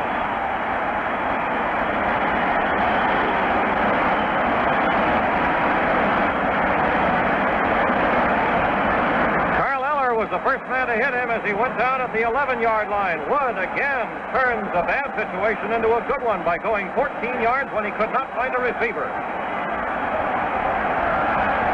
2 minutes to play, and the officials stopped the clock momentarily because of the crowd. And now we have the 2-minute warning also, as both benches are notified of that fact. On the 11-yard line, it's 1st and 10 for the Giants, who trail 17-7.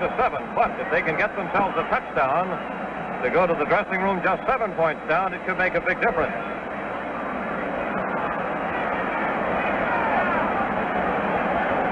Wood coming back on as he had been at the sidelines, and the rest of the team was motioning him to get back out because the official had said to do that. Wood's uniform, the back of it is like Tarkenton's. It's pretty well muddied up by now. Set to go the Giants from the 11-yard line with 2 minutes to go in the half. Wood is back to pass. He's set, looking for Morrison. He throws toward him, and it is incomplete. Bill Swain was over to cover, and Morrison dove for it. So did Swain. It went beyond both of them as they both went toward that far left corner of the end zone. It'll bring up 2nd down. 10 to go on the 11-yard line. 1:55 to play in the first half. That's a tough play for the linebacker to cover. Morrison's a halfback and, well, a utility man. He plays almost any position on the ball club. And it's the same play that Fran Tarkenton tried to hit Tom Hall on early in the first quarter, that down and out on the goal line. 2nd down. 10 to go on the 11-yard line. Wood is back to pass again. Looking to the other side, he's got Gifford, but he overshoots him. Rose came up quickly, but I don't think he would have gotten there in time. But the pass was high, and Gifford going up, I don't believe he even got his fingertips on it. Both quarterbacks have overshot the pass in the end zone when they appeared to have a man clear. It is now 3rd down, 10 to go on the 11-yard line, 1:51 to play. That's the first time, Ray, that we've really seen that Gary Wood cut loose. He's thrown with fairly decent authority, but that ball had a lot on it. 3rd down on the 11-yard line. 10 to go for a first down. Back to pass is Wood, has time, cuts it loose, aiming to Gifford, touchdown.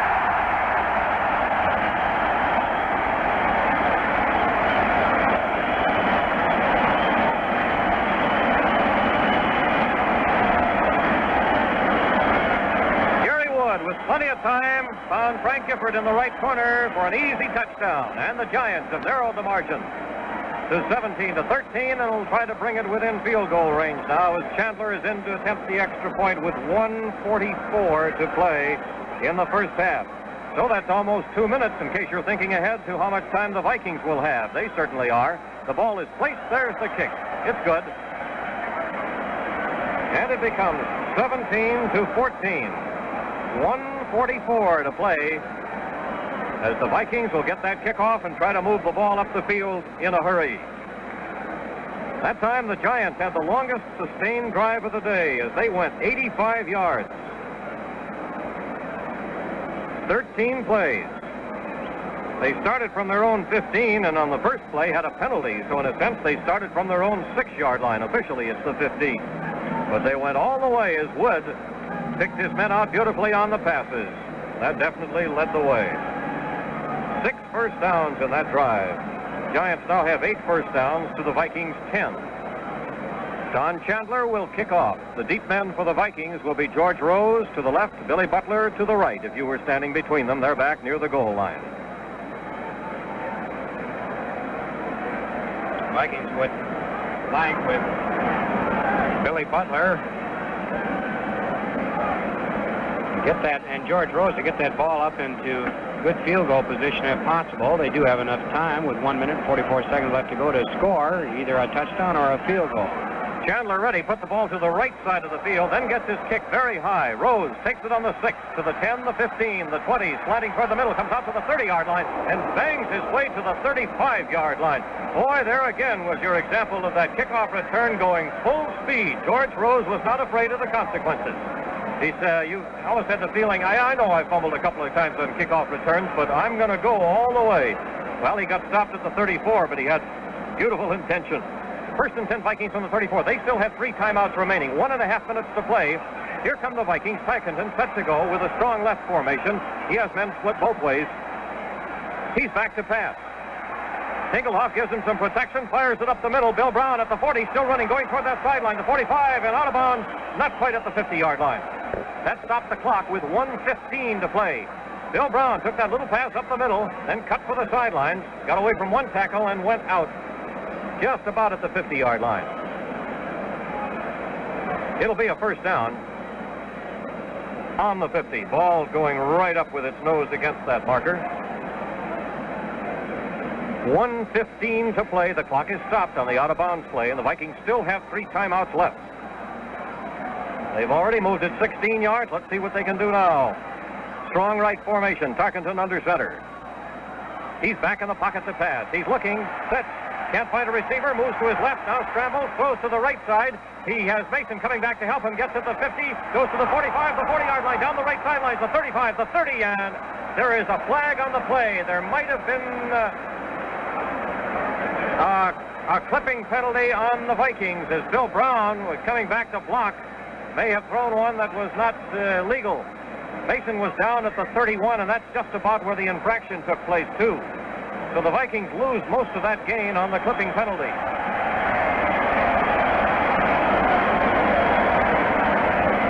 Moves the ball back to the 46-yard line of the Giants.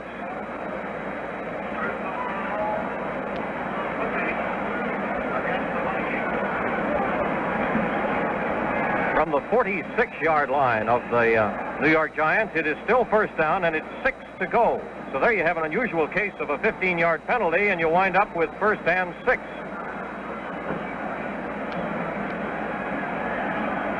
The pass and completion do not go into the statistics, incidentally, only the penalty. Vikings set to go on the 46 of the Giants. 1 minute to go. Back to pass is Tarkenton. He's trying to hit his man at the sideline, Bill Brown, and Bill fell down at the 22-yard line. I don't know if Bill felt he was pushed or not. He's not indicating anything. He was well crowded by Jerry Hillebrand. He had gotten just barely past him. The ball comes back out to the 46. The clock is stopped with 55 seconds to go. It is second down on the 46 and 6 to go for a first down. And Jerry Reichel comes into the ball game now, replacing Tom Hall. Jerry, of course, is an excellent short pass man. Those hooks and sideline passes. And whether that's what he's going, well, of course, he goes out and then up the middle pretty well, too. But on those short gainers, and the Vikings can use those because they still haven't had to call a timeout. He is a pretty tough man. Flatley split wide to the left. To the right is Reichel. Tarkenton on second down on the 46 with 53 seconds to go. Almost offside, but coming back was Flatley. Back to pass now is Tarkenton. He's rolling out to the right, throws his pass on the run. He hits Reichel at the 40-yard line, and he is rushed over to the sideline. We'll see how much progress they give him. The Vikings stop the clock with a timeout with 43 seconds to go. Now, we'll see whether it's a first down or not. It will be close to that, depending on where the ball is spotted. Reichel had gotten just about to the 40 and then was driven backwards, although he was not trying to run at the time, so they likely will give him full progress. The ball is put right up against the 40, and it is a first down for the Vikings. They have 2 timeouts remaining, 43 seconds left in this half. Thus far, Tarkenton has completed 8 out of 17 according to our unofficial statistics. One of them for a touchdown, his 20th touchdown pass of the year. His own record is 22 with the Vikings. Score 17-14 for the Vikings. 43 seconds left. They're first and 10 on the New York 40. Taking a look at the rest of the scoreboard in the fourth period, Philadelphia 17, Dallas 14, 7-7 in the third period, Pittsburgh and Washington. 21-6 in the third period, St. Louis over Cleveland. 21-6, that is. 17-7 in the third period, Detroit over Baltimore. Baltimore's had only one loss so far this year. That, of course, to the Vikings on opening day, and they've clinched the Western Division title. Vikings, meanwhile, are trying to battle the Giants here today to stay in the race for second place. Green Bay beat Chicago yesterday 17-3, so a Viking win or a tie would still put them in good position to stay in the race for second place, and Miami in the runner-up bowl. Now the Vikings, trying to score before time runs out, have a strong right from the 40-yard line. Six-man line against them. Back to pass. It's crowded as the pass is cut loose, and he did not hit Hall at the 22. Tarkenton had to let that one go in a hurry as the rush was right in on him. He threw the ball well to the spot he wanted, I'm sure, but Tom Hall just plain did not have time to get there. The rush was what spoiled that pass. It's second down, 10 to go from the 40, 39 seconds to play in the first half. And you can get a lot of plays in less than 2 minutes. Reichel came in replacing Betzel as Norm Van Brocklin is shuttling ends right now to get various pass patterns into the game.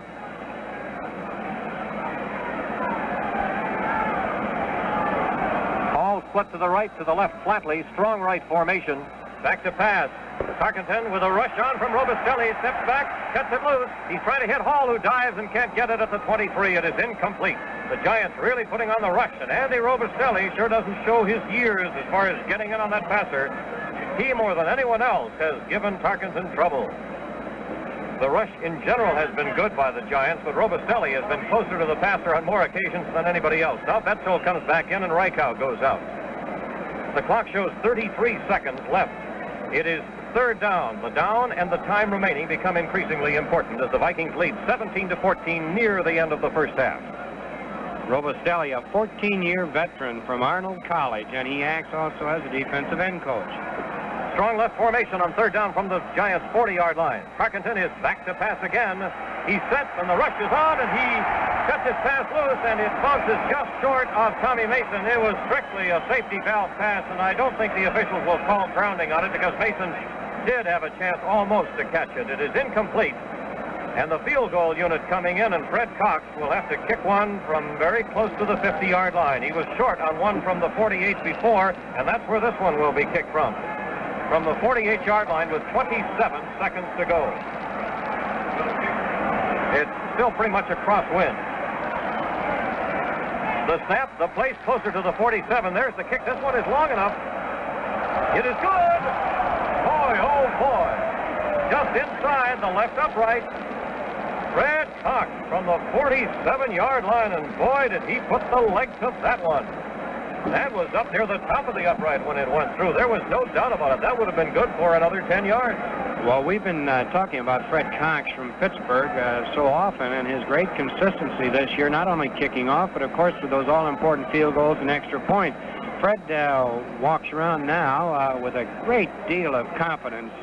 He just knows that he's got the leg, he's got the power, and he knows he's got the job. He won it fair and square, and with Walden to do the punting and a 40-man roster now allowed in the National Football League, he knows he's going to be around, that he's an important part of the ball club. Now he's putting the ball down perfectly flat on the Viking 40-yard line, obviously to prevent a return of a kickoff for 100 yards by Giles. Fred coming forward, the ball lying flat. And there's the kick spinning very, very high. I wonder if it'll ever come down. Childs catches it at the 18-yard line, has a little blocking to get started, but he gets away from two men, from a third man, from a fourth man. George Rhodes cannot get in. The sixth Vikings finally wrestles him down at the 31-yard line. Absolutely, five men had good shots at him, but he was wriggling and spinning, and it was finally Billy Butler who made the tackle with quick help from Bob Denton. The sixth and seventh Vikings to hit him dropped him. 12 seconds to play.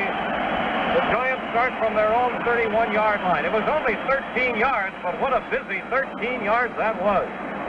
That's that confidence. When you feel you're having a good day, you know you're having a good day, you defy them to stop you. They brought R.C. Owens into the lineup for the first time, but all he could do was listen to the gun go off. Time ran out. That's the end of the first half with the score. The Minnesota Vikings 20, the New York Giants 14. Scoreboard follows the game, then music with Boone in the afternoon. Studios St. Paul, Minneapolis, 830 WCCO. We have the official statistics. What do they show, Paul? All right, for the Minnesota Vikings, 12 first downs, New York 8. First downs rushing, New York 4, the Vikings 5. Passing, the Vikings 6 first down, New York 4. Total yards gained, 165 for the Giants, 251 for the Vikings. Fran Tarkenton quarterbacking all the way, threw the ball 21 times and completed 9. Gary Wood, the rookie from Cornell, playing in place of Y.E. Tittle, the old veteran, threw 16 times and completed 8. 46.3 yards for Chandler, kicking the ball. 36 for Bobby Walden, who went into the ball game today with a 46.3 average, second in the league to Giel Larry of Detroit. Let's take a look here now at some of the rushing statistics. Bill Brown of the Vikings carried the ball 8 times for 75 yards. The longest gain was 48 yards, no touchdown. Tommy Mason carried 6 times for 11 yards. Longest gain was 9. Fran Tarkenton, scrambling a little bit, carried the ball twice for 6 yards. The longest gain was 5. For the New York Giants, Gary Wood, the quarterback, running the ball up the middle a couple of times for 28 yards. His longest was 14, and this set up their first score, or their second score. Wheelwright, the big fullback, 4 times for 9 yards. The longest gain was 5. The second half of today's game will get underway in just 1 minute.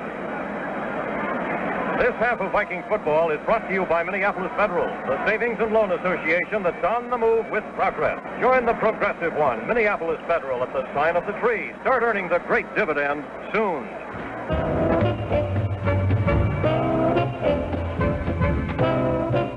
Everything's coming up progress at Minneapolis Federal.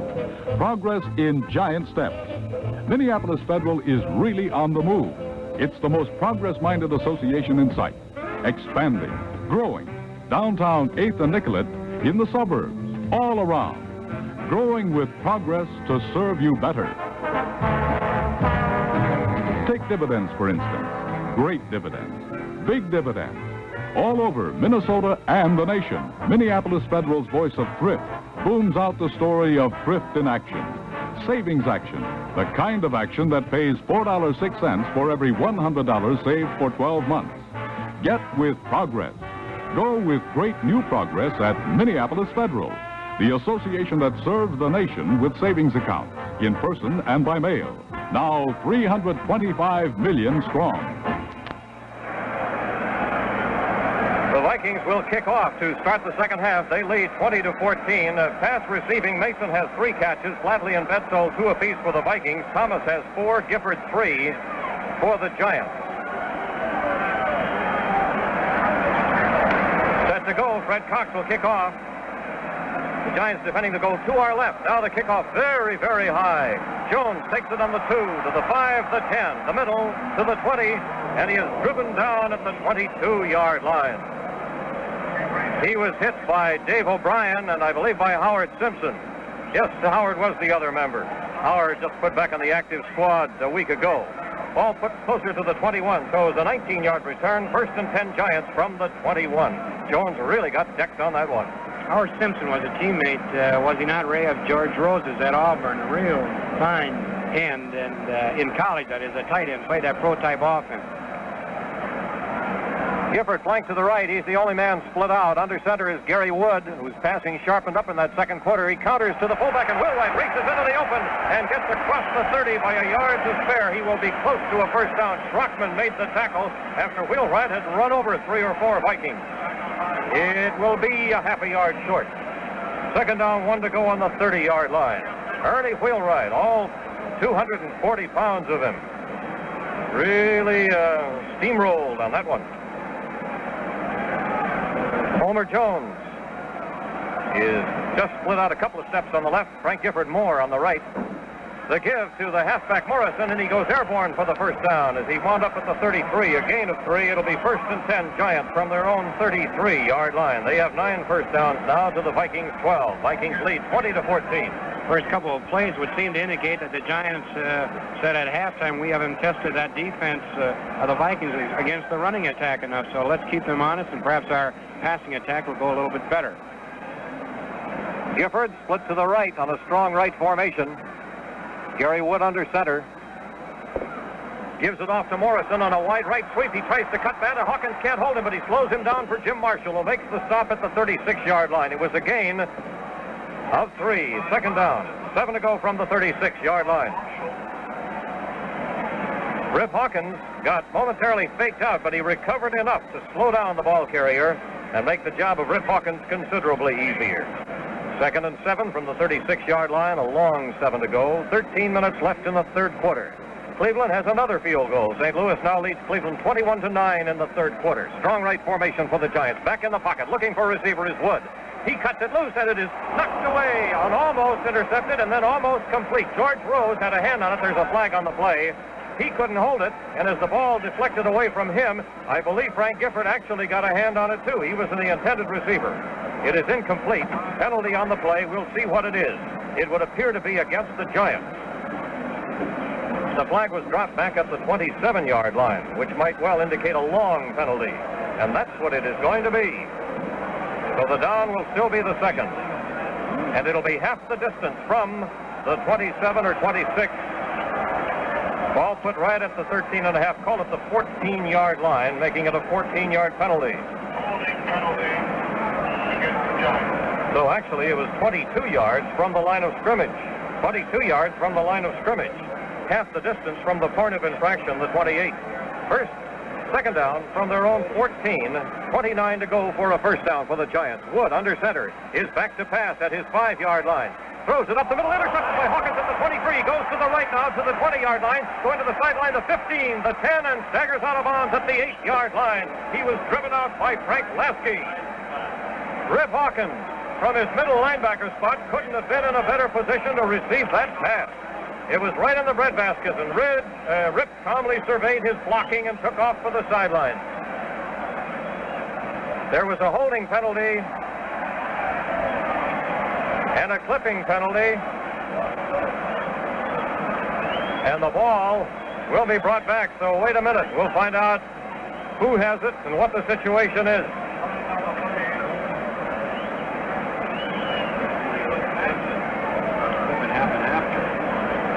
Timing is all important here. The Viking offensive unit is going off the field. The ball is being placed just about back where it started from. Now we'll see the official holding at that point. Ball is being placed down on the 13-yard line. It was on the 14, but that doesn't mean it hasn't been put 1 yard off. Had the infractions taken place after the interception, then the interception would be allowed. But they're having a long discussion on the field. Now the official coming over our way, and we'll see if we get some signals.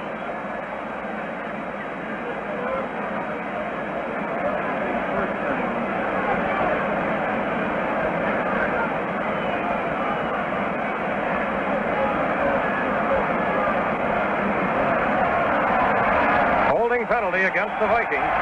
We'll move it out to the 27-yard line, apparently. 29-yard line, rather.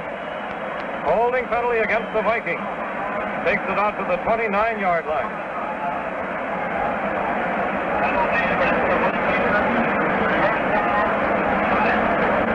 First down for the Giants from the 29-yard line. Apparently a roughing the passer. So the Giants have it 1st and 10 from their own 29-yard line. The counter to the fullback, and Wheelwright gets across the 30 with a yard or two to spare before the Vikings pile him up.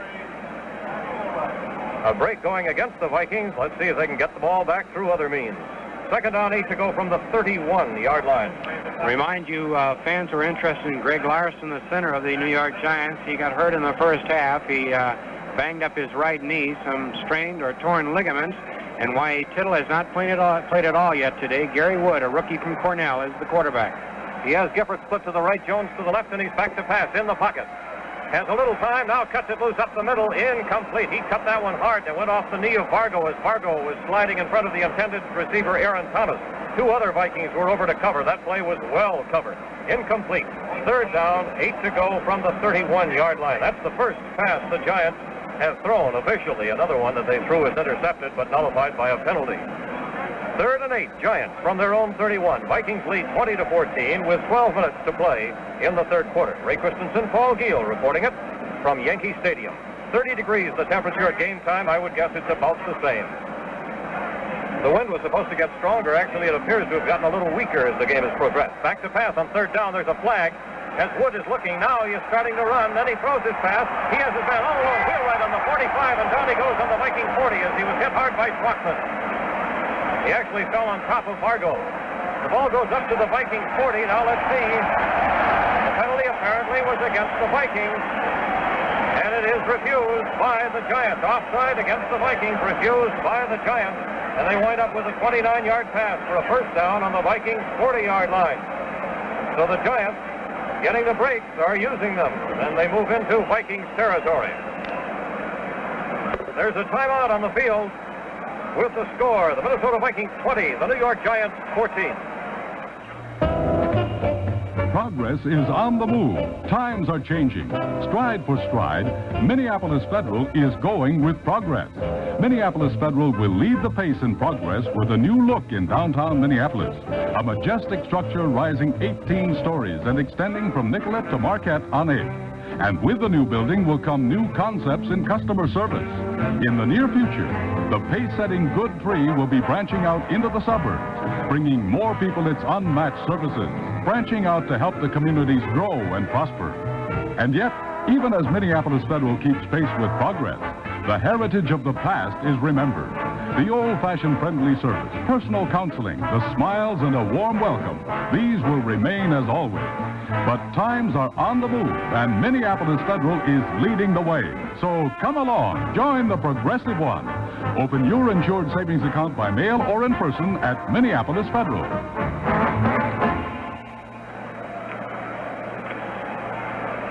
It's 1st and 10 for the New York Giants from the 40-yard line of the Vikings. The Vikings lead 20-14. Giants would like to score and get ahead. Here they come with Gifford flanked wide to the right on a strong right formation. No other man split out. Back to pass is Wood. Standing at the 50, he cuts it loose. He's trying to hit Gifford, who has the lead, but he can't reach it on the 10-yard line. He got beyond George Rose, but he could not get to the ball. Down and out by Gifford, he couldn't get it. Incomplete. 2nd and 10 from the 40-yard line. At the moment, Wood has completed 8 out of 18, and Frank Gifford has hit 1 for 1. For the Vikings, Tarkenton has hit 9 out of 21. The Vikings have not had the ball yet. They kicked off, and the Giants have moved the ball upfield from their own 21 now to the Vikings 40, where it's 2nd down and 10 to go. Gifford again split to the right, the only man split out. Back to pass is Wood. He's looking. The rush is on by Dixon. He tries to corner him, can't reach him. Other Vikings come up. Jim Marshall gives pursuit and can't quite get him, and then he is hit as he actually bangs into Bill Swain at the 47-yard line. But, oh, Marshall must have gotten a hand on the ankle because he was staggering when he hit Swain. Between Marshall and Swain, you have the tackle credit, and the ball is placed at the 46 for a loss of 6 as Wood was running for his life on that one. It'll be 3rd down and 16 to go from the 46 of the Vikings. Dick James coming in for New York. First time he's been in offensively. Possibly the first time he's been in this ball game. I don't recall seeing him before. Now the Giants have called a timeout. Timeout on the field with the score. The Vikings 20, the New York Giants 14.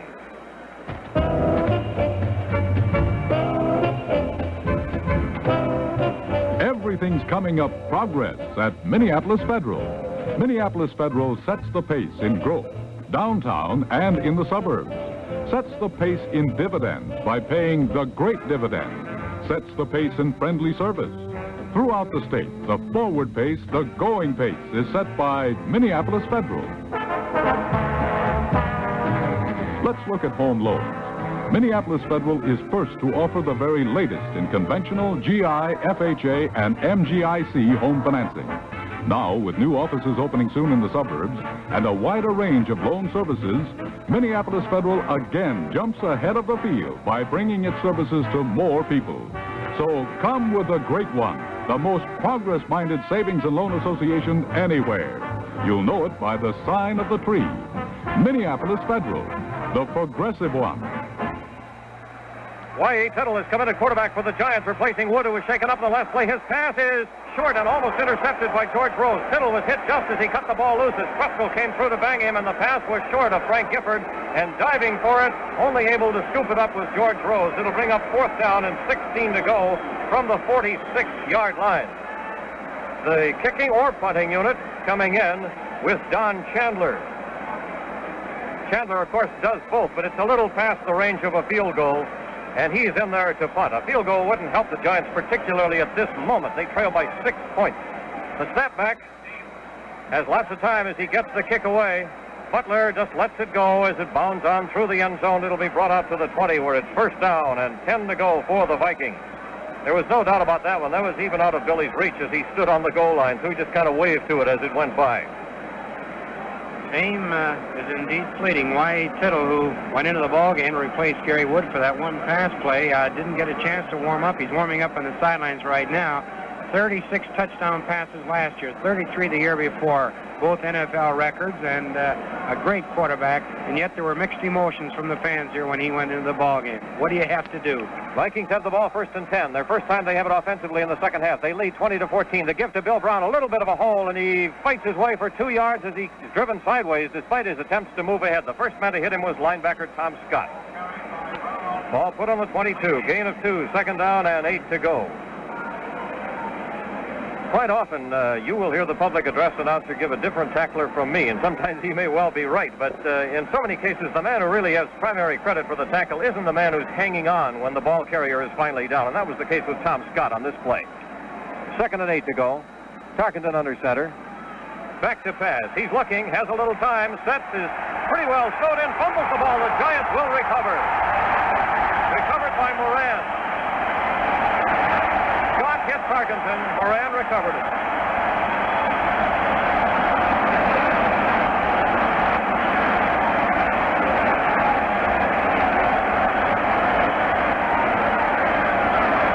The Vikings fumbling for the first time, but they lose the ball on their own 16-yard line, on the 16-yard line. It was Tom Scott who hit Tarkenton, and the ball popped loose, and Moran was there. The only other man near it was also a Giant. There was no doubt about who would recover. So the Giants are within range of going ahead as they start from the 16-yard line. And Wood is back in at quarterback. He fakes a handoff, throws his pass, and it is incomplete. Gifford went up to try to get him, and just as he caught it, George Rose pushed him in the stomach, part of a tackle, and it all popped away. Incomplete. 2nd down. 10 to go from the 16-yard line.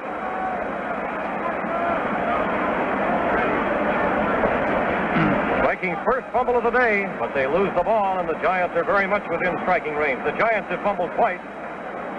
One recovery by the Vikings by Carl Eller, who also made the tackle on the play that shook the ball loose. Vikings lead by 6, 20-14, with 9:40 to play in the 3rd quarter. But the Giants are threatening. 2nd and 10 from the Vikings 16. Gary Wood under center.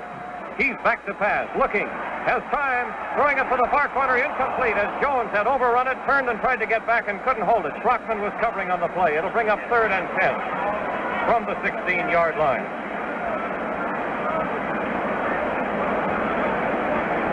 Mention once again that some of the Minnesota boys on the New York Giant roster are out of the ball game. Dick Pessinen has a bad knee and has been out most of the season. Greg Larson was injured in the first half, torn ligaments in his right knee. He's been out. And let me see who else we got. Bill Winter from St. Olaf has had a bad knee. From time to time they have to drain it of fluid, so Bill has been used strictly on special teams this afternoon. 3rd down. Jones is out and Crespino in. Back to pass. Way back is Wood. He throws the screen. Complete now to Morrison, coming forward across the 20 to the 15, and he still is standing. And then finally goes down. Joe Morrison, as the Vikings piled up on the turf, remains standing. Winston was the man who hit him hardest in the eventual tackle at the 15-yard line. So on the screen, it was just a 1-yard gain, and it brings up 4th down and 9 to go. And the field goal unit coming in for the Giants. So the Vikings have held to the extent that they have forced the Giants into an apparent field goal situation. The ball will be held by Dick James on the 22-yard line from an angle near side of the field. The ball is placed. There's the kick. And it is off to the left. It is not good. So the New York Giants fans immediately Iggy Bleepu, a kicker who has been one of the great ones. And as you say, fame is fleeting. Don Chandler pulled that one a little bit to the left. It was plenty high and far enough, but it went off to the left a little bit. And the Vikings take over on their own 20-yard line. They still have a 20-14 lead. And Fran Tarkenton feels much better. Fran was trying to scramble and look for somebody to throw the ball to. Had the ball up in the air, and he was hit. The ball fumbled, and the Giants recovered on the 16-yard line. But then Don Chandler's attempted field goal 4 plays later was wide to the left. So the Vikings can start out just where they started out before, the 20-yard line. They had 2nd and 8 from their 22 when that fumble took place.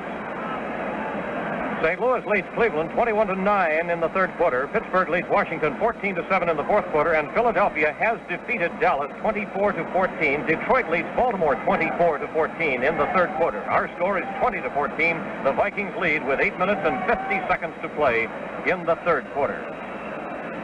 That one final, Philadelphia, the winner over Dallas, 24-14. Score just in, St. Louis 28-9 over Cleveland right now in the third period. Cleveland has scored only on field goals. Back to pass is Tarkenton. He gives it on the draw play to Bill Brown, who is stopped and then bursts ahead and winds up across the 25-yard line. A great effort by Brown, as a linebacker who had come through was not completely taken out and stopped Bill for what appeared to be a loss. But you know Brown, he doesn't give up until the whistle blows, and sometimes that doesn't stop him. And he wound up with a 5-yard gain. 2nd and 5 from the 25. The fans are reacting now to the posting of that score, 28-9, St. Louis over Cleveland.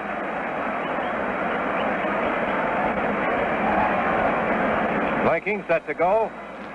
Tarkenton with a strong right formation. Men split both ways, gives it off, and Brown fumbles. It's still loose, and the Giants recovered.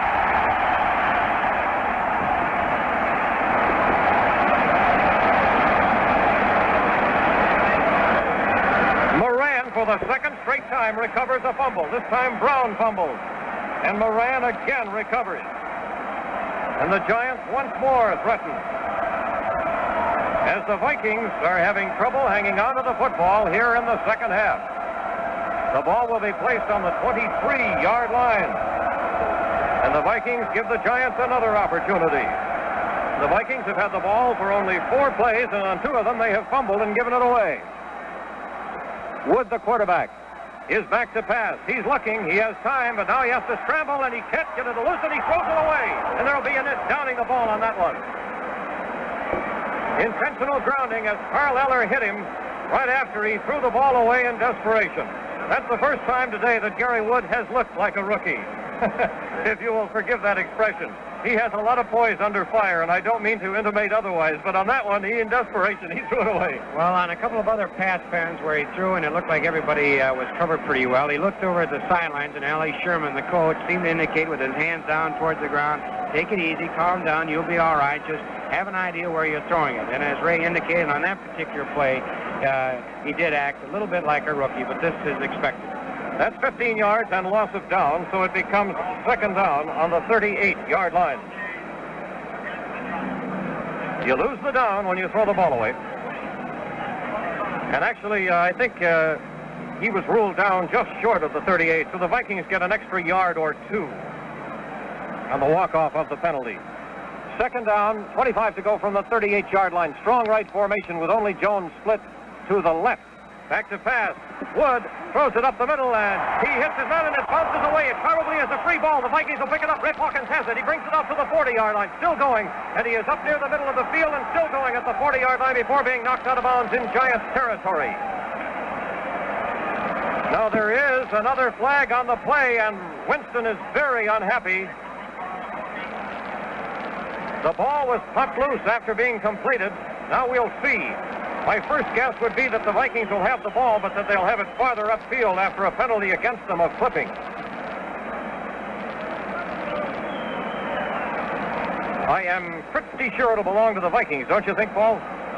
Yes, it appeared that the flag hit the ground after Rip Hawkins had picked the ball up and rambled down the field with it. Vikings take over on their own 29-yard line. The penalty took place at the 44. So instead of getting the ball close to the 40-yard line of the Giants, they have it on their own 29, but they do have it. It was Hawkins who picked it up. The Vikings are set to go. The quarterback, Fran Tarkenton. Vikings have fumbled it away twice. The ball goes out of Mason on a wide sweep left. He cannot get the block that he wanted as Bowie tried to take his man out and didn't succeed. That man, Tom Scott, made the tackle. At the most, a 1-yard gain to the 30. It'll be 2nd down and 9 to go. For 10 seconds, this is where you hear the play-by-play broadcasts of the Minnesota Vikings. Where you hear all the sports, studios Minneapolis, St. Paul 830 WCCO. Vikings 2nd and 9 to go from their own 30-yard line. Tarkenton with a strong left. His back to pass. He's looking. Set.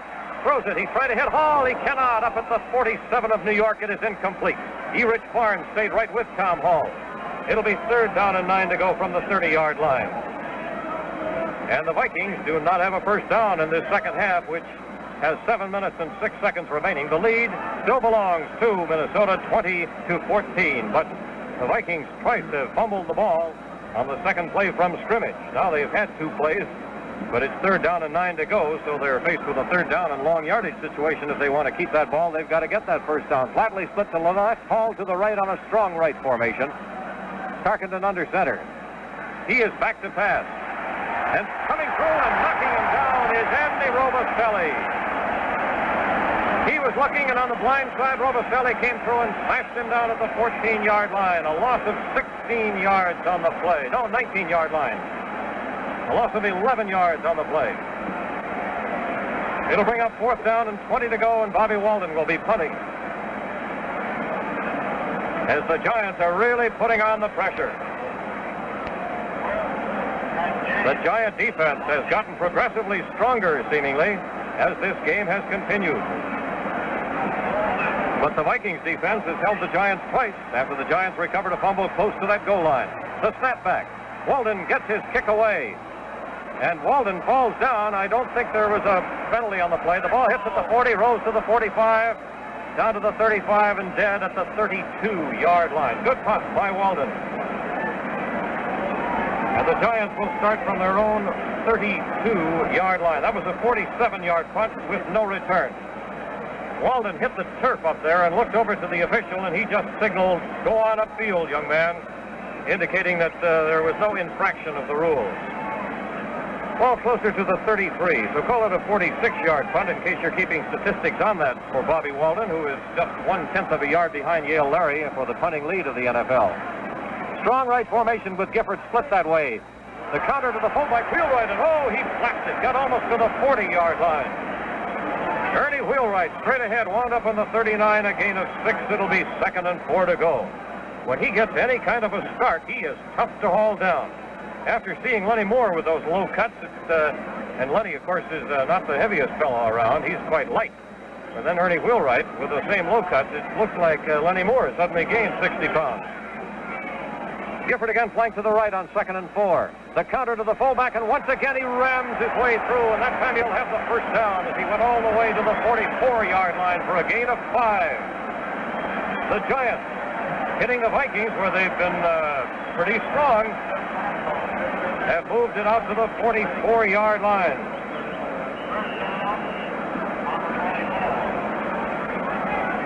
An official's timeout as the Giants will have 1st and 10 from the 44-yard line with 5.5 minutes left in the 3rd quarter. The Vikings leading 20-14.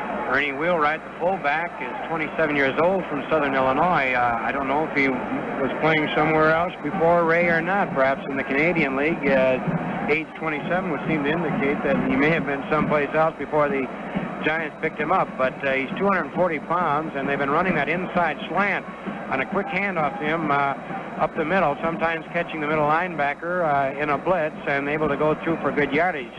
He's got tremendous power for, and he should have, I guess, for a man 240 pounds, but pretty good agility also. Andy Robustelli, who plays defensive right end for the Giants, has put a tremendous rush on Fran Tarkenton all afternoon. Grady Alderman's playing our left offensive tackle, has been staying with Robustelli as best he can, but they've been doing some stunning. In other words, there's a linebacker right behind Robustelli. Sometimes he sneaks in and puts a rush on, and then Robustelli stays back to help to the outside. And they're playing some games in there, and they're giving Grady kind of a rough afternoon. The Vikings still lead 20-14. The Giants now from their own 44-yard line. The give to Morrison, and he goes for 3 or 4 before Bill Swain wraps his arms around him and drops him at the 48-yard line. Ball will be spotted. Still at the 48. Gain of 4, second down, 6 to go from the 48-yard line. The Vikings digging in. Greg Larson left the game very early with an injury, torn ligaments above the right knee. And the only injury we know of. The counter to Wheelwright, and he blasts through again and is still standing before Fargo comes up to tackle him. He got across the Vikings 45 to the 43 for a gain of 9. They get the 42, a gain of 10, first down. And Wheelwright is really piling up the yardage for the New York Giants. No long gainers, but long enough to help the Giants keep moving. They're now on the Vikings 42, first and 10. 4.5 minutes left in the third quarter. 20-14, the Vikings lead, but it's been all Giants here in the third quarter. Gifford split to the right, rolling out on the bootleg now is Wood. He's going to run. No, he decides to throw at the left, but it hits the 10 beautifully. And down to the 10 and knocked out of bounds by Fargo. He doesn't make it. He goes on in for the touchdown. Fargo hit him, but he went over.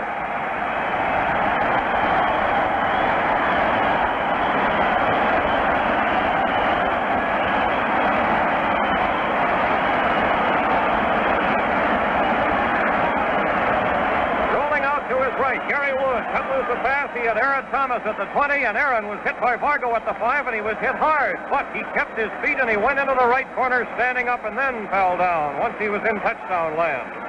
The Giants have tied it up, and now the extra point will be attempted by Chandler. 4:08 to play in the third quarter.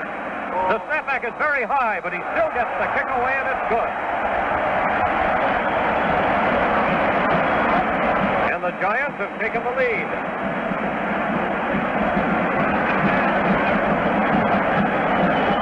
The New York Giants, who have completely dominated play in this second half, finally produced a touchdown. Twice when it was almost given to them on a Viking fumble, they were unable to score. But this time, they started from their 33, got 2 quick first downs to the Vikings 42, and then Gary Wood hit Thomas. Aaron Thomas with a reception at the 20 ran it in. 42 yards in all. The extra point try by Chandler, a bad snap from center. Remember, Greg Larson is not in there, so Mickey Walker is a little new to that snapback. But he got it up there, and it was pulled down in a hurry by Dick James, and he got it down in time for Chandler to put his team ahead 21-20. Gary Wood from Cornell, the rookie, is a pretty fair runner, so the Vikings had to respect that when he came rolling out to his right, and it looked, for all purposes, that it was going to be a run. And then, as the defensive back made that fatal step up, Aaron Thomas, the tight end, got behind him, and Gary Wood hit him on the 42-yard scoring play. Thus far, the Vikings have a -3 net yardage in the second half and no first down, so they'll have to get their offense going. There's the kickoff by Chandler off the side of the foot. It hits and it'll go out of bounds. That'll be a 5-yard penalty automatically, and it'll start from the 35 this time. Went out of bounds at the Vikings 15, but anytime that kick goes out of bounds, it's brought back and a 5-yard penalty walked off. So this time Chandler will kick it from his own 35-yard line. 21-20, the Giants have the lead. They led on one other occasion when Clarence Childs ran back a kickoff after the Vikings' opening field goal for 100 yards and a touchdown. That made it 7-3 Giants. Then the Vikings went ahead and stayed ahead until now. St. Louis leads Cleveland. Cleveland has kicked another field goal. That's 4 of them. 28-12 in the fourth quarter. But that's still a 16-point margin. There's the kickoff sitting very, very high. That's a beauty. George Rose takes it on his 8 to the 15, the 20, the 25, scrambling to the right, trying to turn it on, but Homer Jones stays with him, and he cannot get away. He'll be down very near the 25. Vikings starting from their own 25, 26-yard line. First down, 10 to go, Vikings from their own 26. And those Giants really charged onto the field. They are fired up. George Rose made a fine cut after setting up that play up the middle, and if it hadn't been for a fine play by Homer Jones, he may have gone for real good yardage. Fans making a lot of noise. Tarkenton with a strong right formation. is back to pass. The rush is on. Robicelli is taken out. He throws a quick little screen to Brown, coming out now for 5, 10, 15 to the 35, and that's where he is dumped. He was hit by Webb, and down he went on the 35. A gain of 9. It will be just short of a first down. Screen pass to Bill Brown. Brings up 2nd down and 1 to go from the 35-yard line. Tarkenton timed it beautifully. He waited until everybody was on him, but he still could see his receiver, and then he pitched a little screen pass out to Bill Brown. And Bill went out for 9 yards. The defensive secondary recovered quickly for the Giants to keep it from being a longer game. 2nd down and 1 to go. Tarkenton, the quarterback, strong right his formation. Gives it to Bill Brown. He slants and then drives and may have the first down. He was driven back well behind the line of scrimmage, but forward progress would appear to be enough for the first down. On the 37, it is a first down. Vikings have their first down of the second half with only 2.5 minutes left in the third quarter. They are 1st and 10 from their own 37-yard line. Detroit now leads Baltimore 31-14 in the fourth quarter. All split to the right, Flatley to the left. Strong left the formation. Tarkenton as a man goes outside. Counters now to Bill Brown, sweeping wide. He is hit by Erich Barnes, fights his way out, is out of bounds at about the 39-yard line. The gain would only be a couple of yards, and it appeared that the offsides would be against the New York Giants unless there's a procedure call against the Vikings.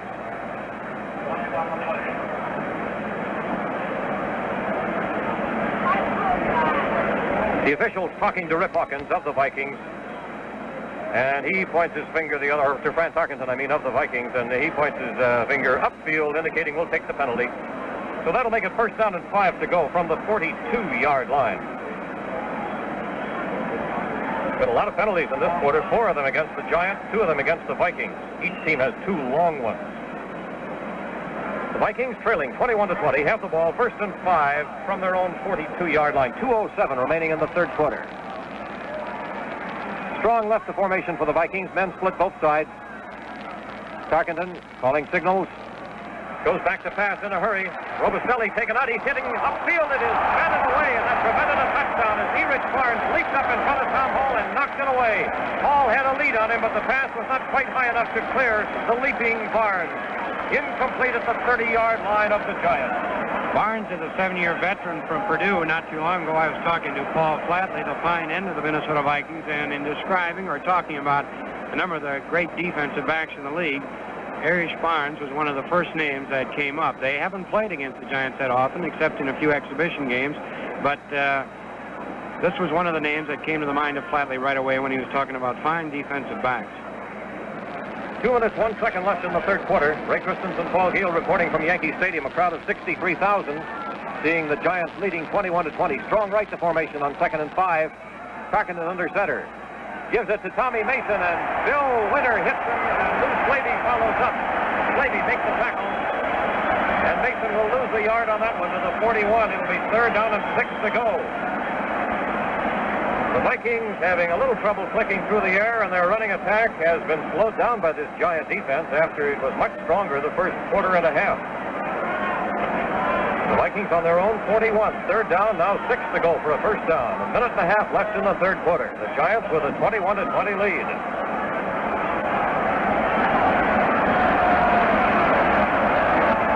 Strong right formation. Tarkenton, 3rd down, long yardage. He's back to pass. Set. He throws it upfield, and it is off the hands of Flatley, and he couldn't get it on a second try. He hit it high in the air, and coming down, he got another hand on it, but couldn't hold it at the 30-yard line of the Giants. A punting situation on 4th down. It was a good attempt by Flatley. It was very high, and he managed to get a hand on it and keep it playable, and tried to get it coming down, but couldn't.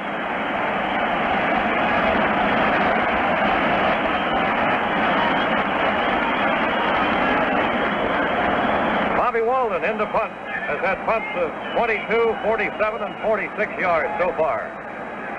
The deep man, Dick James, back at the 19-yard line.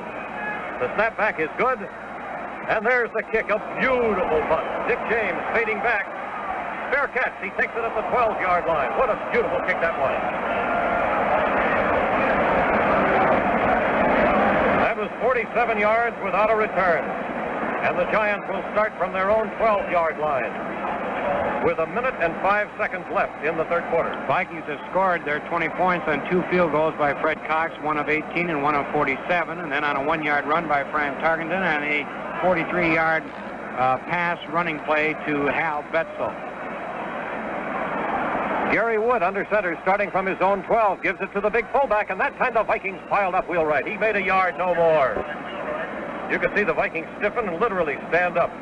Paul Dixon rammed into the interference. Jim Prestel was in on the stop.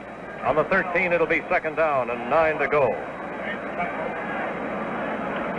35 seconds left in the third quarter. Vikings want to dig in and keep the Giants deep in their own territory and get that ball back and try to get their offense moving, something they have not been able to do. They have only 1 first down in the second half. 2nd and 9, Giants from their own 13. Gary Wood bends down behind center. Now he's back, standing at his 4. He cuts his pass loose, and it is incomplete. Carl Kasolke knocked it away. He also made contact with Aaron Thomas, and the fans are protesting. However, it appears that Kasolke was playing the ball all the way, and I'm trying not to be prejudiced in that account. It is an incomplete pass, 3rd and 9. The Giants, to get their 21 points, had Clarence Childs return a kickoff 100 yards for their first touchdown, and then Gary Wood, the rookie quarterback, hit Gifford on an 11-yard scoring play, and then the pass play to Aaron Thomas that covered 42 yards here in the third quarter. 3rd down and 9 to go. The Vikings can stop the Giants on this play. They can force a punt situation here. 10 seconds left in the quarter. Back to pass is Wood. The rush is on. Eller trying to get at him. Cannot. Here comes Wood. He's going to run the ball. He's out to the 20-yard line. His hip falls forward almost to the 22. This will be close to a first down as he put that ball up as far ahead as he could. That is the end of the third quarter with the score. The New York Giants 21, the Minnesota Vikings 20. Get in on the saving excitement at Minneapolis Federal, where you can save by mail at the sign of the tree.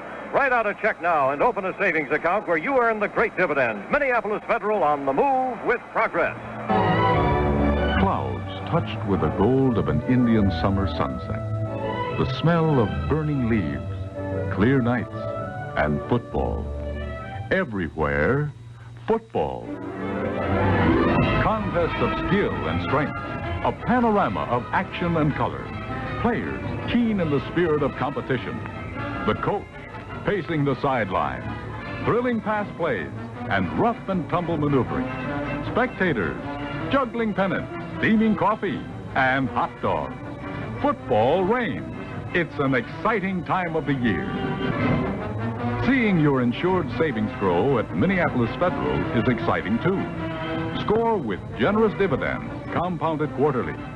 For financial security, team up soon with Minneapolis Federal at the sign of the tree, a good tree to come to for shelter.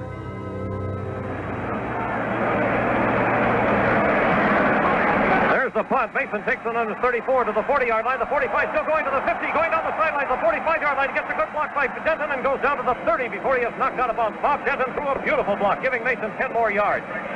To recap quickly, the Giants were about half a yard short and so had to punt. And the punt was picked up by Mason on his 34, and he ran it back to the 30-yard line of the Giants. Denton threw a block at the 40 that was a beauty. The Vikings now start from the 30-yard line of New York. A great return by Tom Mason. 36-yard return. Vikings set to go now with an opportunity as they trail by 1 point. Strong right formation. Tarkenton under center, starting from the 30-yard line of New York. He's back to pass. The rush is on by Scott, but he gets his pat loose, trying to hit Brown. He's got him at the 3, and he's over. Touchdown!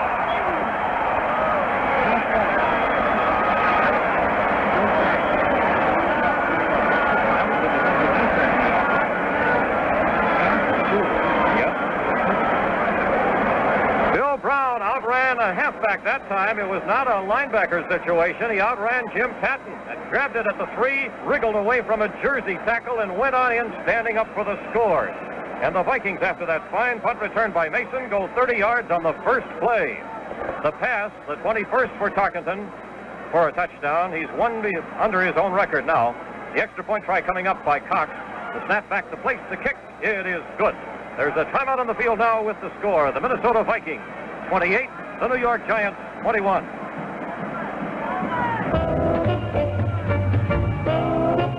Come along, move up with us. Join the Progressive One, Minneapolis Federal, growingest savings and loan association around.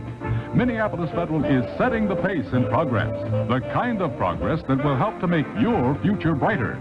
So go with progress. Get great service and the great dividend, two famous features. Of the more than 6,300 savings and loan associations in the country, Minneapolis Federal pays the great dividend.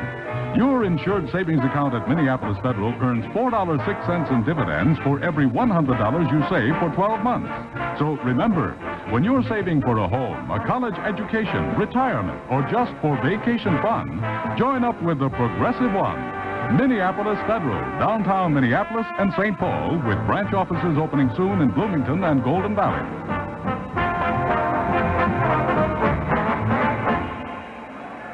The kickoff by Cox, taken at the 12-yard line by Dick James, ran it out to the 28-yard line before John Kirby decked him. I said 28-21. It's 27-21. The Vikings lead by 6 points, and that could be an important difference between 6 and 7.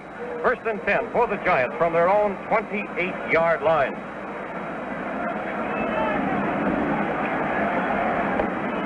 The fake to the fullback, bootleg rolling out as Eller can't get him as Wood, but Carl keeps his feet, and he's finally catching up with Wood and then can't hold him, but he slows him down. Hawkins hits him, he slips off that and falls forward to the 40-yard line. It was a fine run by Gary Wood as Carl Eller followed him all the way and gave him trouble at least before he was finally down at the 40-yard line. Eller did not make the tackle, but it was interesting to see how he could keep up with it despite being hit with a very good block back at the line of scrimmage. 12-yard gain by Wood. First down and 10 to go for the Giants. Vikings lead 27-21. 13-16 says the clock. That score, incidentally, came with 14-14 to play in the game.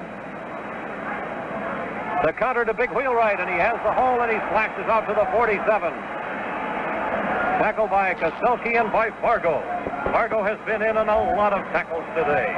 7-yard gain, second down, and 3 to go. Second and 3 on the 47-yard line. The Giants in their own territory approaching the midfield stripe are down by 6 points. But they are moving the ball well on the ground and have hit a couple of key passes. They have completed only 2 out of 9, incidentally, in this half, but they've been keys. There's the give to Morrison as he tries to slip outside end and gets out to close to the 49-yard line before being driven back hard by the Vikings. He would appear to be just short of a first down by about half a yard. He's out to the 49. It'll be third down and a yard to go. 3rd and 1. Vikings will try to throw the Giants back. The Giants will try to keep their drive moving. They are far enough upfield, so even if they don't make it, if they are close, they presumably might try a 4th down. But right now it's the 3rd down situation. Strong right to formation. Only Gifford split a little bit. The give to no one. Quarterback keeps it, rolls out to the right, and is jumped right at the 50-yard line by Fargo. He then moves the ball ahead a little bit farther, and Riff Hawkins comes up to make sure the official saw that. And the official did pull it back to the 50. The fans are protesting, but the official doing it completely correctly. And they will measure, even though they only have to walk in about 6-7 yards. It is that close. So they are going to measure.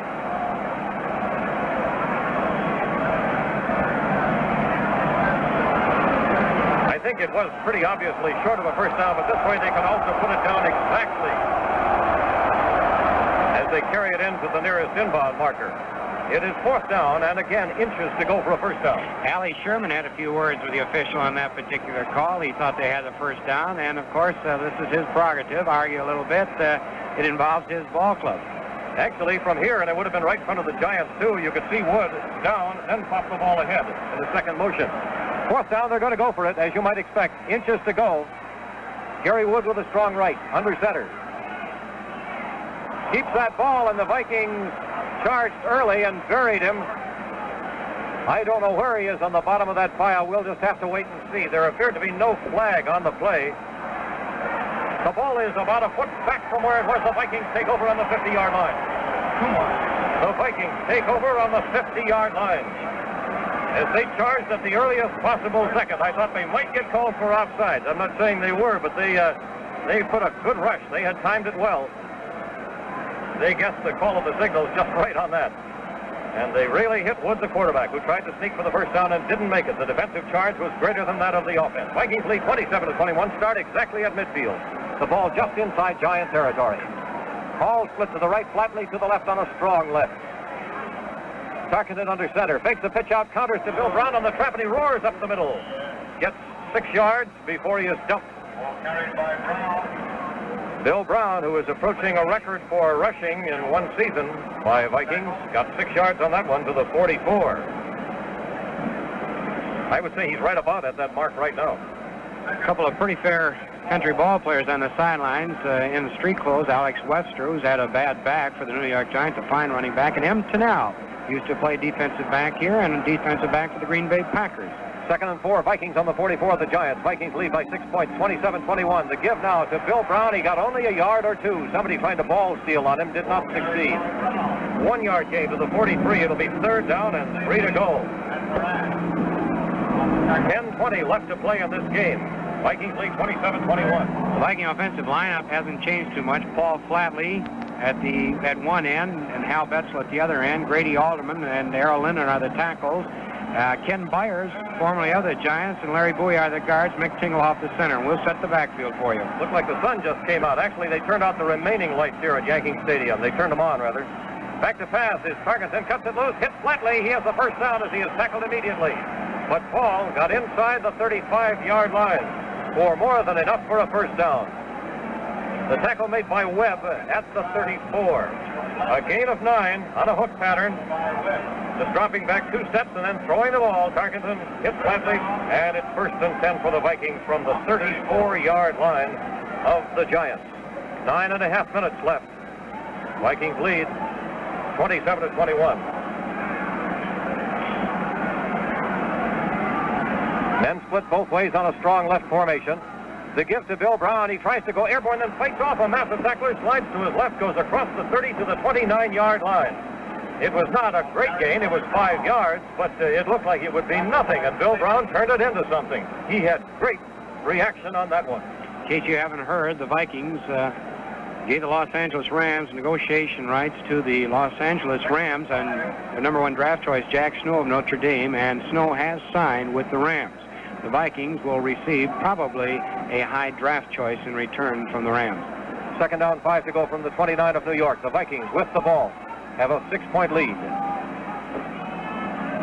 The give to Bill Brown. There's a good hole as he blasts for a first down going across the 25-yard line. Carried by Brown. Ball will be put down on the 22-yard line. A gain of 7 by Bill Brown. 1st and 10 Vikings on the 22-yard line. 8:24 to play, and we'll keep apprising you of that time. On the 22. Vikings back in the huddle, moving the ball on the ground very well with one pass to Flatley, giving them a first down in this drive. Flatley split to the left on a strong right situation. Split right is Hall. The fake give. Tarkenton rolling out to the right now. The rush is on as he looks for a receiver. Throws his pass. Diving attempt. It is incomplete at the 15-yard line. It was intended for a ball. It'll bring up 2nd down and 10 to go for 10 seconds. This is where you hear the play-by-play broadcast of the Minnesota Vikings. Lakers tonight. You'll hear it 8 o'clock. Studios, Minneapolis, St. Paul, 830 WCCO. On that one, Fran Tarkenton and Tommy Mason appeared to have different ideas on the play. Whatever it was, Tarkenton wound up keeping the ball, rolling out to his right, and he tried to find a receiver, found Tom Hall slightly open and tried to reach him and couldn't. It's 2nd down and 10 to go from the 22-yard line.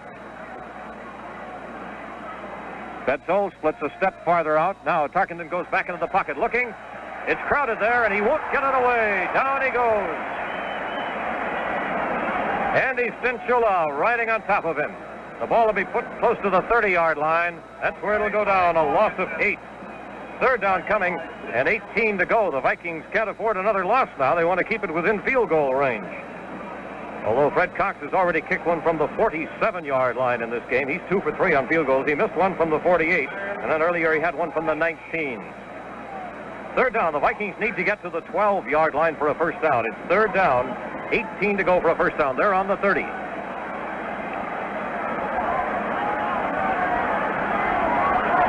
They're set to go on a strong right. Tarkenton under center, now goes back to pass. Sets, now rolls out to his left. Stinchilla following in. He's all the way back to the 47, still trying to get away. Coming over to the side, still trying to scramble. He cuts his pass loose. He has a man down there, and it's complete to Mitchell on the 22, and he falls out of bounds. It'll be short of the first down, but after leaving both Rovastelli and Cat Cabbage exhausted on the ground, Tarkenton finally cuts it loose and hit Bedsole. And Bedsole slipped and fell out of bounds at the 19-yard line.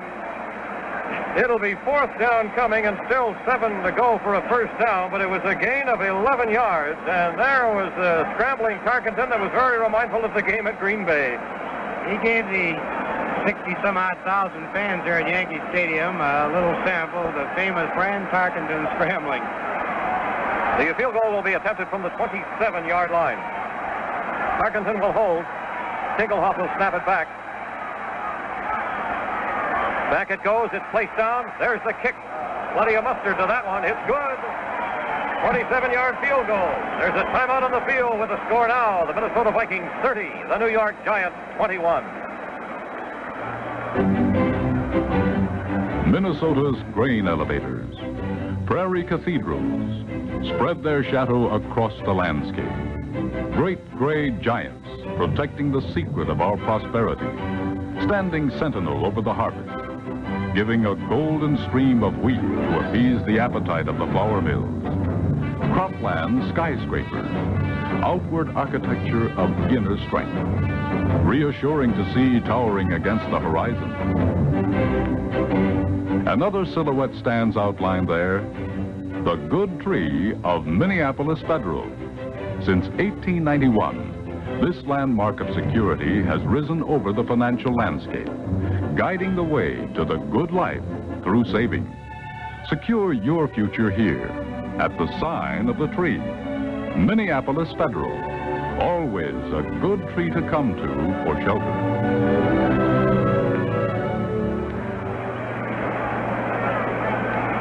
Fred Cox now will kick off. Fred's 27-yard field goal came with 7 minutes, 6 seconds left in the game. The Vikings lead by better than a touchdown, 30-21. There is his kickoff. It's deep, and it is taken right on the goal line by Homer Jones, the 10, the 15, and he is met and thrown back. In fact, he's still standing. Now he finally is buried under 5 Vikings players. What a reception committee for Homer Jones. He got out to the 20-yard line, and surely Homer, looking at the ball, must say, why didn't I let it go in the end zone? That's where it would have wound up. Well, that isn't the way the game is played, of course. First and 10, Giants from their own 20-yard line, and they're down by better than a touchdown with 6:50 to play. Wood, the quarterback, Y.A. Tittle, has been in for only one play, an incomplete pass. The counter to Wheelwright, and that time the Vikings are all over him and stop him for a 1-yard gain. He tried to go up the middle, tried to slide left, and they stayed with him all the way. Dixon was the man hanging on him most of the way, and Rip Hawkins was in on it also. It'll be 2nd down and 9 to go from the 21. It'll be interesting to see, with 6 minutes and 26 seconds left to go, and the Vikings leading 30-21, if Y.A. Tittle will come into the ball game. He has only been in on one play, and that was in the first half when Wood was shaken up on a particular play. He came in to throw one pass. It also, I believe, that the Giants have only one more timeout. They've had to call timeout twice for injured players. One time it was Wood. Back to pass. Wood throws his pass, and Gifford drives for it, can't get it at midfield, as Fargo stayed right with him. The closest man to it, as far as interception possibilities, was Rose, and it was a little off the mark for George, too. Well covered on the play. 3rd down. 9 to go from their own 21-yard line. So the Giants very much need a first down now. With 6:03 to play. Clock stopped after that incomplete pass. The Vikings lead 30-21 as Fred Cox has kicked 3 for 4 today, and the one he missed was from the 48. Fred is now 19 for 30 on field goals this year. Wood under center. He's back to pass. Bill Swain can't get him as he's taken out on a good block, and Wood cuts it loose, and it is deflected away, incomplete, as reaching out for it for the Vikings was Carl Eller. He got his hands on it and sent it spiraling upfield, but the secondary couldn't reach it either. Carl completely spoiled it for, it appeared to be Aaron Thomas, the intended receiver. It'll bring up 4th down and 9 to go, and Chandler in presumably to punt. The Giants really don't have too much choice this deep in their own territory with still 5:55 to play.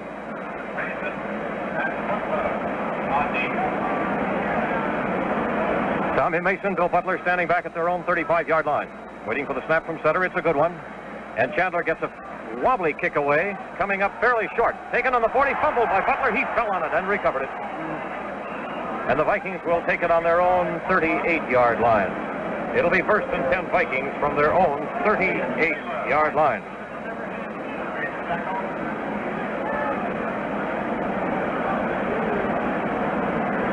Vikings will try to keep the ball and move it as much as they can, but also eat up as much time as they can. The clock is on the move now. 5:40 it reads. 30-21, the Vikings lead. Just before Fran Tarkenton called the play, he took a glance at this big scoreboard here at Yankee Stadium to check the time. Fran under center with only Hall split a little bit at the right side. Pitches it out. Here comes Bill Brown, sweeping left. He falls down and then tries to get up and is driven back. He got only to the 35. He'll have a loss on the play. Bill Brown took the pitch out, fell down, scrambled to his feet, and was hit down. Ball placed at the 34, a loss of 4, second down and 14. Here's a reminder to members of the Viking Fan Club. Viking Fan Club meets Tuesday at the Cap Towers in Minneapolis, then on Friday. And again, I repeat, on Friday of next week, or of this week, at the Lowry Hotel in St. Paul. Some of the most valuable player awards will be given out at the two meetings. These are the final two of the year, then. That's right. Second down, 14 to go. Vikings on their own 34-yard line. Flatley split a little to the left. There's the gift to Mason. Tries to find running room. He gets to the line of scrimmage. May have a 1-yard gain. It'll be no more than that as the Giants have stiffened up. And the Vikings now have a third down and long yardage situation. A 1-yard gain puts it on the 35. It's 13 to go. The Vikings need to get to the 48-yard line. Tarkenton has hit 3 for 4 on his passes here in the fourth quarter. They have been highly important, 2 of them on third down situations, and 1 of them on a fine pass to Bill Brown. That field goal put the Vikings better than a touchdown into the front. And had Tarkenton been nailed on that scramble, why, it would have been out of field goal range. But his pass completed set it up. Third down from the 34. Tarkenton is back to pass. The rush is on. He's setting. He's still trying to get that pass away. Runs it out the 35, the 40-yard line, the 45-yard line, and out of bounds at about the 50-yard line. He made sure he had the first down, and then he stepped out of bounds. You can see Tarkenton turn, figure, where am I? I'm all right. Out of bounds I go.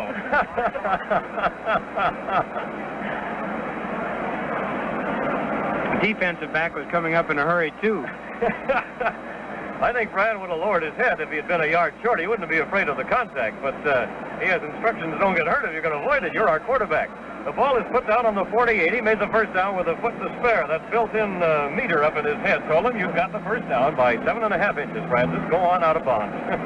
Fran is staying overnight to talk to the New York Quarterback Club at Leone's tomorrow, and I'm sure with the kind of day he's had, writers and so forth will have a lot to throw out at him. Strong left the formation. Vikings on their own 48, first and 10. And the clock in their favor and the score, too. The ball goes to Bill Brown. There's a flag on the play as he fumbles but recovers it in midair. As he was hit by Jim Tatcavage, the ball popped loose, but he recovered it falling down. The clock shows 3 minutes, 45 seconds to play, incidentally. Boy, I don't know why they didn't turn on all those lights earlier. It sure is easy to see now, like broad daylight. But earlier it was kind of on the gloomy side with only half of the lights turned on. 5-yard penalty against the Vikings coming up. It'll bring up first and 15 from their own 43. Offside. First down, 15 to go for the Vikings from their own 43. They lead 30-21 with 3 minutes, 45 seconds to go. First and 15.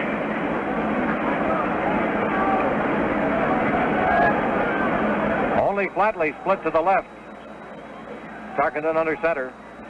Pitches it out to Bill Brown. Sweeping right, it's crowded, and Bill has to fight hard to get out to the 45-yard lane for a very short gain. Bill Brown got that pitch off and was made by Erich Barnes at the 45. A gain of 2 brings up second down. 13 to go for a first down. A 5-yard penalty, then a 2-yard gain. 3:27 says the clock, and it's still on the move. Vikings, after leading most of the way, have had to come from behind on this one. But come from behind they have. Fine punt return by Tommy Mason. And immediately following that, a 30-yard touchdown pass to Bill Brown. And then later, a field goal from the 27 by Fred Cox. Second down, 13 to go. Strong right to formation. Tarkenton gives it off, and Bill Brown gets it and is hit immediately by Andy Stinchula, who was down on hands and knees and stiffened up to nail Brown at the 46-yard line. It's a 1-yard gain. Third down and 12 to go. 2:45 says the clock. So again, the Vikings need to make it on third down. Last time they had third and 13 and they came through. This time they've got third and 12. Last time Fran couldn't find a receiver, had to scramble, but he did. And they're sure taking their time. Boy, that helps them.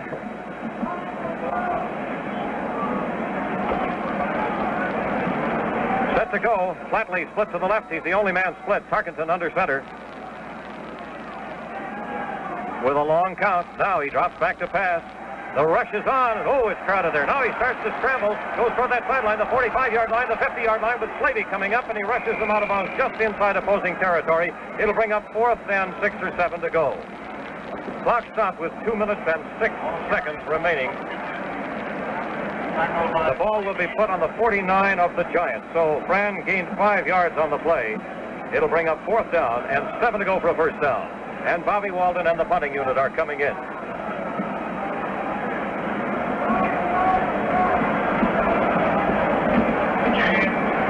Dick James is the very deep man with Webb halfway back for the Giants. Walden standing at the 38, gets it. Gets his kick away, a high spiral and a beauty. That will not be returned. That'll go out. It lands deep in the end zone and will be brought out to the 20-yard line. He gets full credit for that, so it's a 49-yard punt. It'll be first and 10 from the 20-yard line. The Giants starting from that point. And there is a 2-minute warning now, I believe. Yes, timeout on the field with the score. The Minnesota Vikings 30, the New York Giants 21.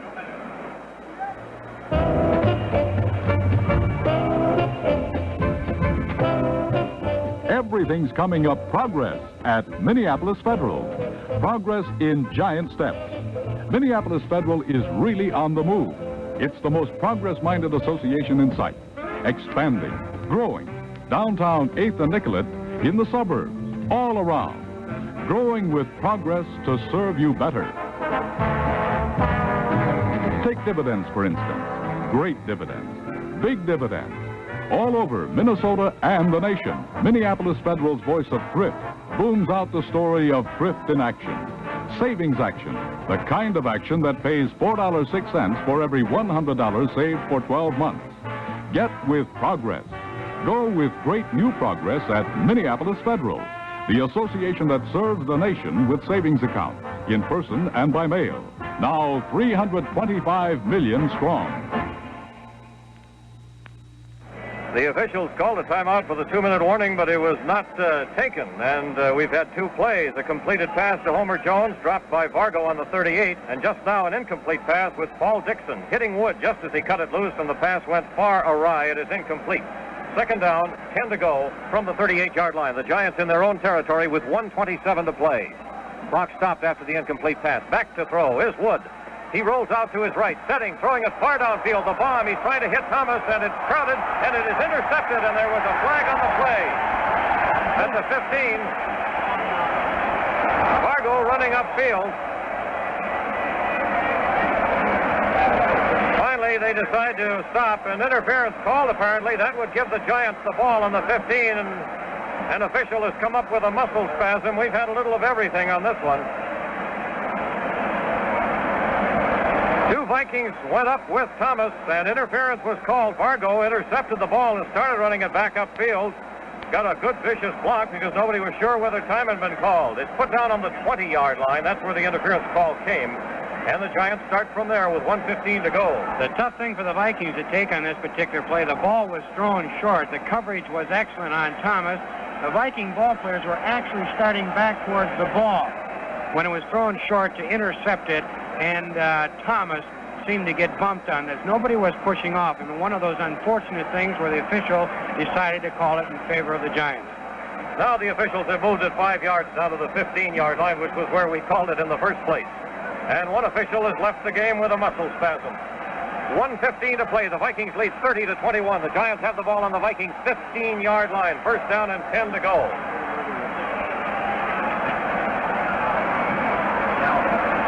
Gary Wood, the quarterback, on a strong right formation. Gives it on a draw to Morrison, goes to the 13 and blasts his way. He fumbled but kept it. It jarred out of his hands and he got it back before he fell. He got a punt to the 11-yard line as there's a big scramble and now a fracas down on the field. Players tangling and the ball rolling loose, and the officials desperately trying to restore order with 1 minute and 2 seconds to play. And they're still going at it. And it appears that Bookie Bolin has been kicked out of the ball game. I don't know if anybody else was or not. I don't think so. Bookie Bolin has been kicked out of the ball game for the New York Giants. He comes out and Lane Howell comes in for him. And now we'll have the 15-yard penalty for unnecessary roughness. That takes it out to the 27-yard line. It'll be second down because the ball had been blown dead on the 12-yard line when the penalty came. Then the fighting by Bookie Bolin cost his team 15 yards and his services. So the Giants have the ball on the 27-yard line, second down, and 25 to go for a first down. They have to get to the 5-yard line, 22 to go for a first down. Back to pass is Wood. The rush is on, and he gets protection, throws it to the sideline, and immediately Winston rushes Thomas out of bounds up around the 26-yard line. That stops the clock with 56 seconds to go. The ball will be placed about the 29-yard line.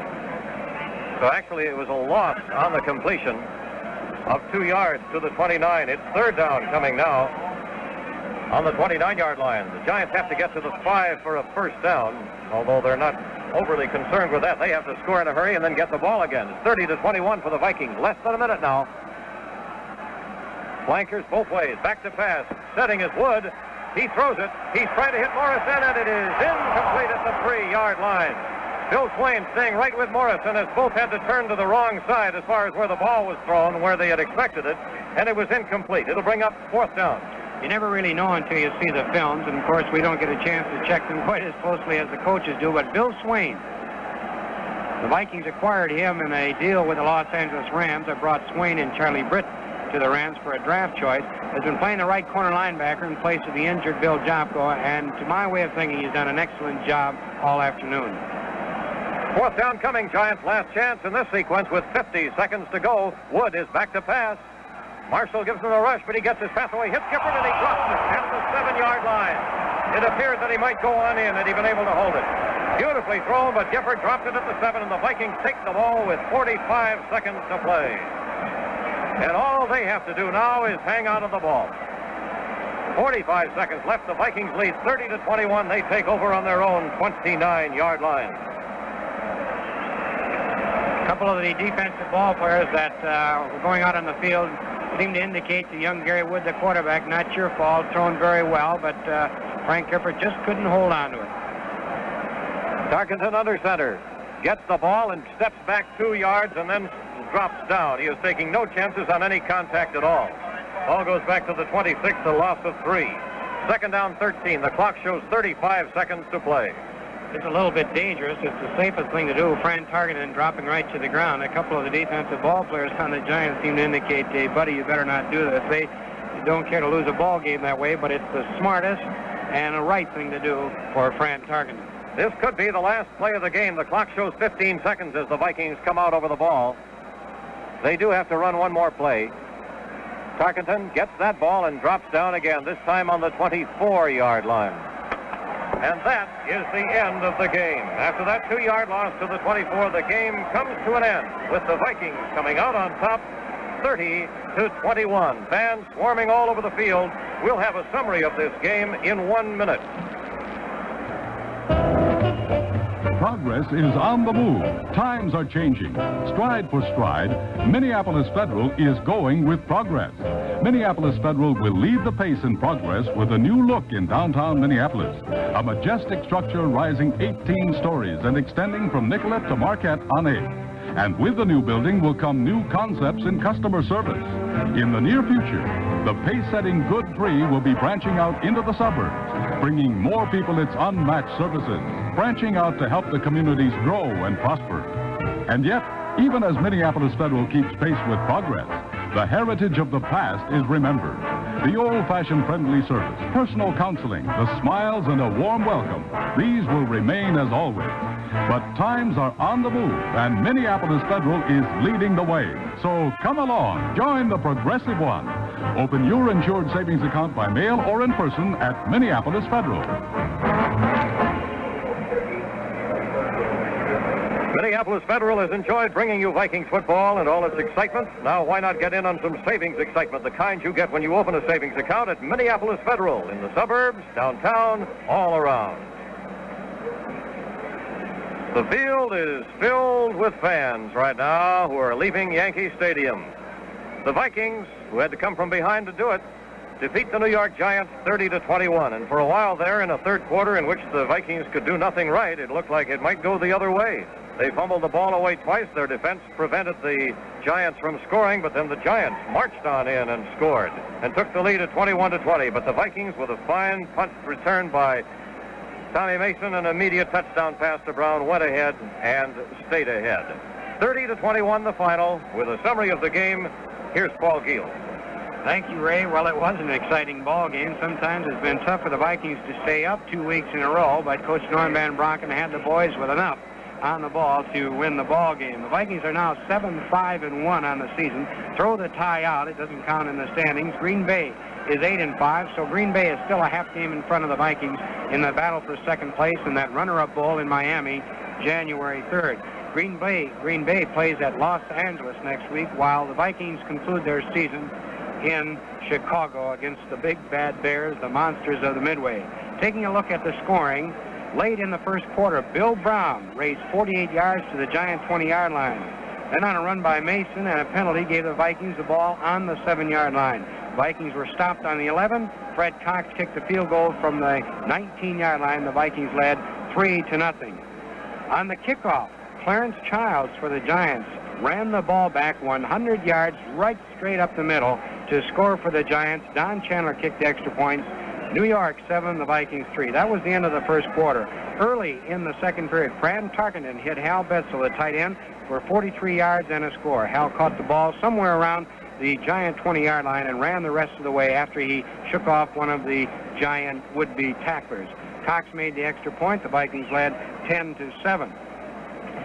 Shortly after that, Carl Eller recovered a fumble by the Giants on the 43-yard line of the Vikings. And on the next play, Fran tossed 48 yards to Paul Flatley, who carried to the Giant 9-yard line. 4 plays later, Fran ran into the end zone as he swept to the left from 1 yard out, and Cox kicked the extra point. The Vikings led 17-3.